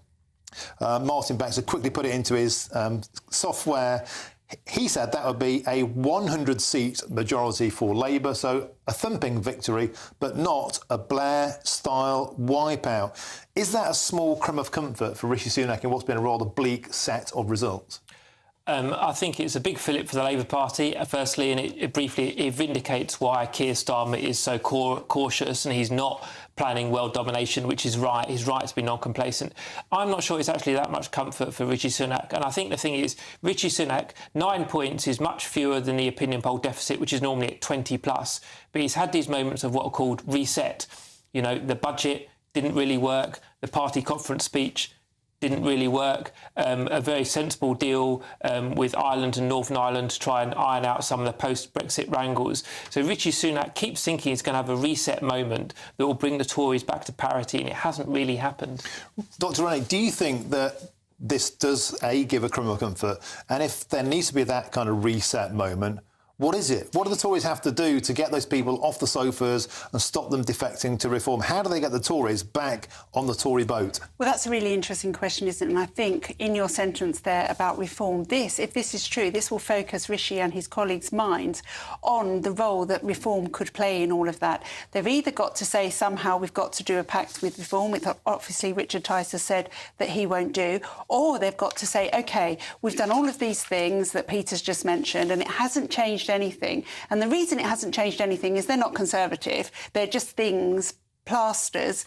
What do we have to do to make ourselves like reform and take back those defecting voters? But it does at least give him some hope that that's in touching distance, because the difference between 20 and 9 is massive. But a lot of people are saying, I'm going to vote reform, I want to vote for change. We had Ben Habib in here earlier saying if you want change, you've got to vote for it. But is our system just stacked against that kind of change? 4 million votes for UKIP, the Brexit Party. When I stood for the Brexit Party, I stood against Lee Anderson, in Ashfield, and we didn't get a single MP away. Is the system just gearing us down once again? We alternate between red and blue. Yeah, and I think it is, and I think that's exactly what we will do this time. The only hope would be, and maybe this is where reform Tory conversations need to be had, if there were a hung parliament and Keir was forced to do a deal with the Lib Dems, we would get PR. So people could change the future of politics with PR, but they need to get it first. And a Keir Starmer with a 100-seat majority is not going to put PR in place. Now, I heard a sharp intake of breath from you there, Peter Ebers, around proportional representation, a European style. That's the kind of system. Actually, they've got the Brexit Party, that massive majority in the EU elections, but it's very, very unlikely because parties that get in power want to vote for continuity of power. They don't want to share power. Yeah, there's been a much wider debate in the Labour Party in recent years over PR than there used to be. But you're absolutely right that if you're lucky enough to win a general election, the one thing you don't do is pass a law opening the door to other parties. And if you heard my breath being taken in sharply, it was because of this point about reform. There's a split on the right. It's clearly hurting the Tories and Rishi Sunak at the moment. Reform are significant players, so I'm not complacent. But bear in mind, Reform have 0 elected MPs in Parliament. The Brexit Party won 0 seats at a general election. UKIP, I think, only ever won 1 seat at a general election in Douglas Carswell and Clacton because Mark Reckless, a defector, lost. So whatever this strand of thinking this party is called, it's been for a lot of iterations, they consistently get 0 or 1 at most at a general election. But isn't that just reflective of our broken system, where you can get 3 million votes in a general election and not get a seat in Parliament? And the amount of votes that the SNP got was less than that. And look how many seats they got. Right, it's almost Friday evening. Let's end on a bit of fun. Or is it? Got this story here I thought was ridiculous, but let's get into it. The BBC presenter called Gillian Burke, she's on a programme called Springwatch. She said it's jarring that she has to use the English names for animals. She prefers reintroducing these in familiar animal names, and their Swahili names: Nvodo, elephant; Twiga, giraffe; Fizi, hyena. So she works for the BBC. She's from Swahili by origin, a very Swahili name. Gillian Burke. Exactly. I mean, this is just more virtue signalling, isn't it, from Springwatch, which has turned into the wokest of woke. I used to love Springwatch. I can't watch it now because of Chris Packham.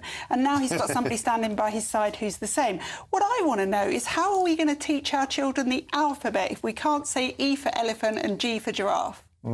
All these are the kind of things that don't matter, but they do get people irritated. Particularly, there seems to be a consistent pattern, Peter, of people who, don't forget, we pay her wages to lecture us on things like this. It's like, can't you just show us pictures of robins in a nest? I think that's a little bit harsh. First of all, I'm not irritated by this, and I'm all in favour of choice, and there's nothing wrong with children learning 2 languages. You know, it's fantastic if kids can learn words from another language. It's good for brain development more broadly. But I don't see a massive, sinister political undercurrent in this in the way that some of you do. And remember that although you talked about us paying the wages of a BBC presenter, people aren't obliged to buy a TV licence, so it's often wrongly referred to as a tax. People choose to buy a TV licence to watch BBC, and its presenters, you know, have a range of views. Michael Portillo, who's been on the BBC an awful lot, he was a Tory cabinet minister, and you know, getting kids to learn words from another language, who could argue against that? But Peter, this isn't what this is about. She wants to change it across the world. But secondly, to say that it's not a tax, you cannot watch live TV or listen to the radio, even if you have a Sky subscription or a Netflix and don't watch the BBC, you have to have a TV licence. It's a tax. OK, great. We have to leave it there. Dr Renee, Peter Edwards, super. So I've got time for one quick email. Stephen Cooper, I think Boris forgot his ID because his hair is enough to get him identified. Thank you very much. Emails today supplied by my son, Sonny, who's been doing work experience. Very, very proud of you, my son. Thank you very much for helping out. So that's enough for me this week. Coming up next is Jubes & Co. That, of course, runs 6 till 7. I'll be back same time, Monday. I run 3 till 6, even on bank holidays. But first, it's time for your weather. Have a fantastic Friday evening. A brighter outlook with Box Solar, sponsors of weather on GB News. Evening, welcome to your latest weather update from the Met Office here on GB News. A mixed May Day bank holiday weekend. Some places having warm sunshine, but there will be a fair few showers around as well. Had a real mixed picture today. Cracking day in western Scotland, dull and damp over these central areas. The rain here slowly edging northwards. Clearer skies in the south. Going to allow it to turn quite chilly, actually. May not be far off freezing in some rural parts of the south, whereas the cloud and the rain over northern England, southern Scotland, Northern Ireland will keep the temperatures up in double digits here. It does make for a pretty dismal start to the long weekend. A lot of cloud and rain and drizzle on and off through the day. Northeast England may well brighten up. A much brighter day tomorrow for the Midlands, East Anglia and many southern counties of England and Wales. Fine tomorrow with some sunny spells. And again, the west coast of Scotland doing okay.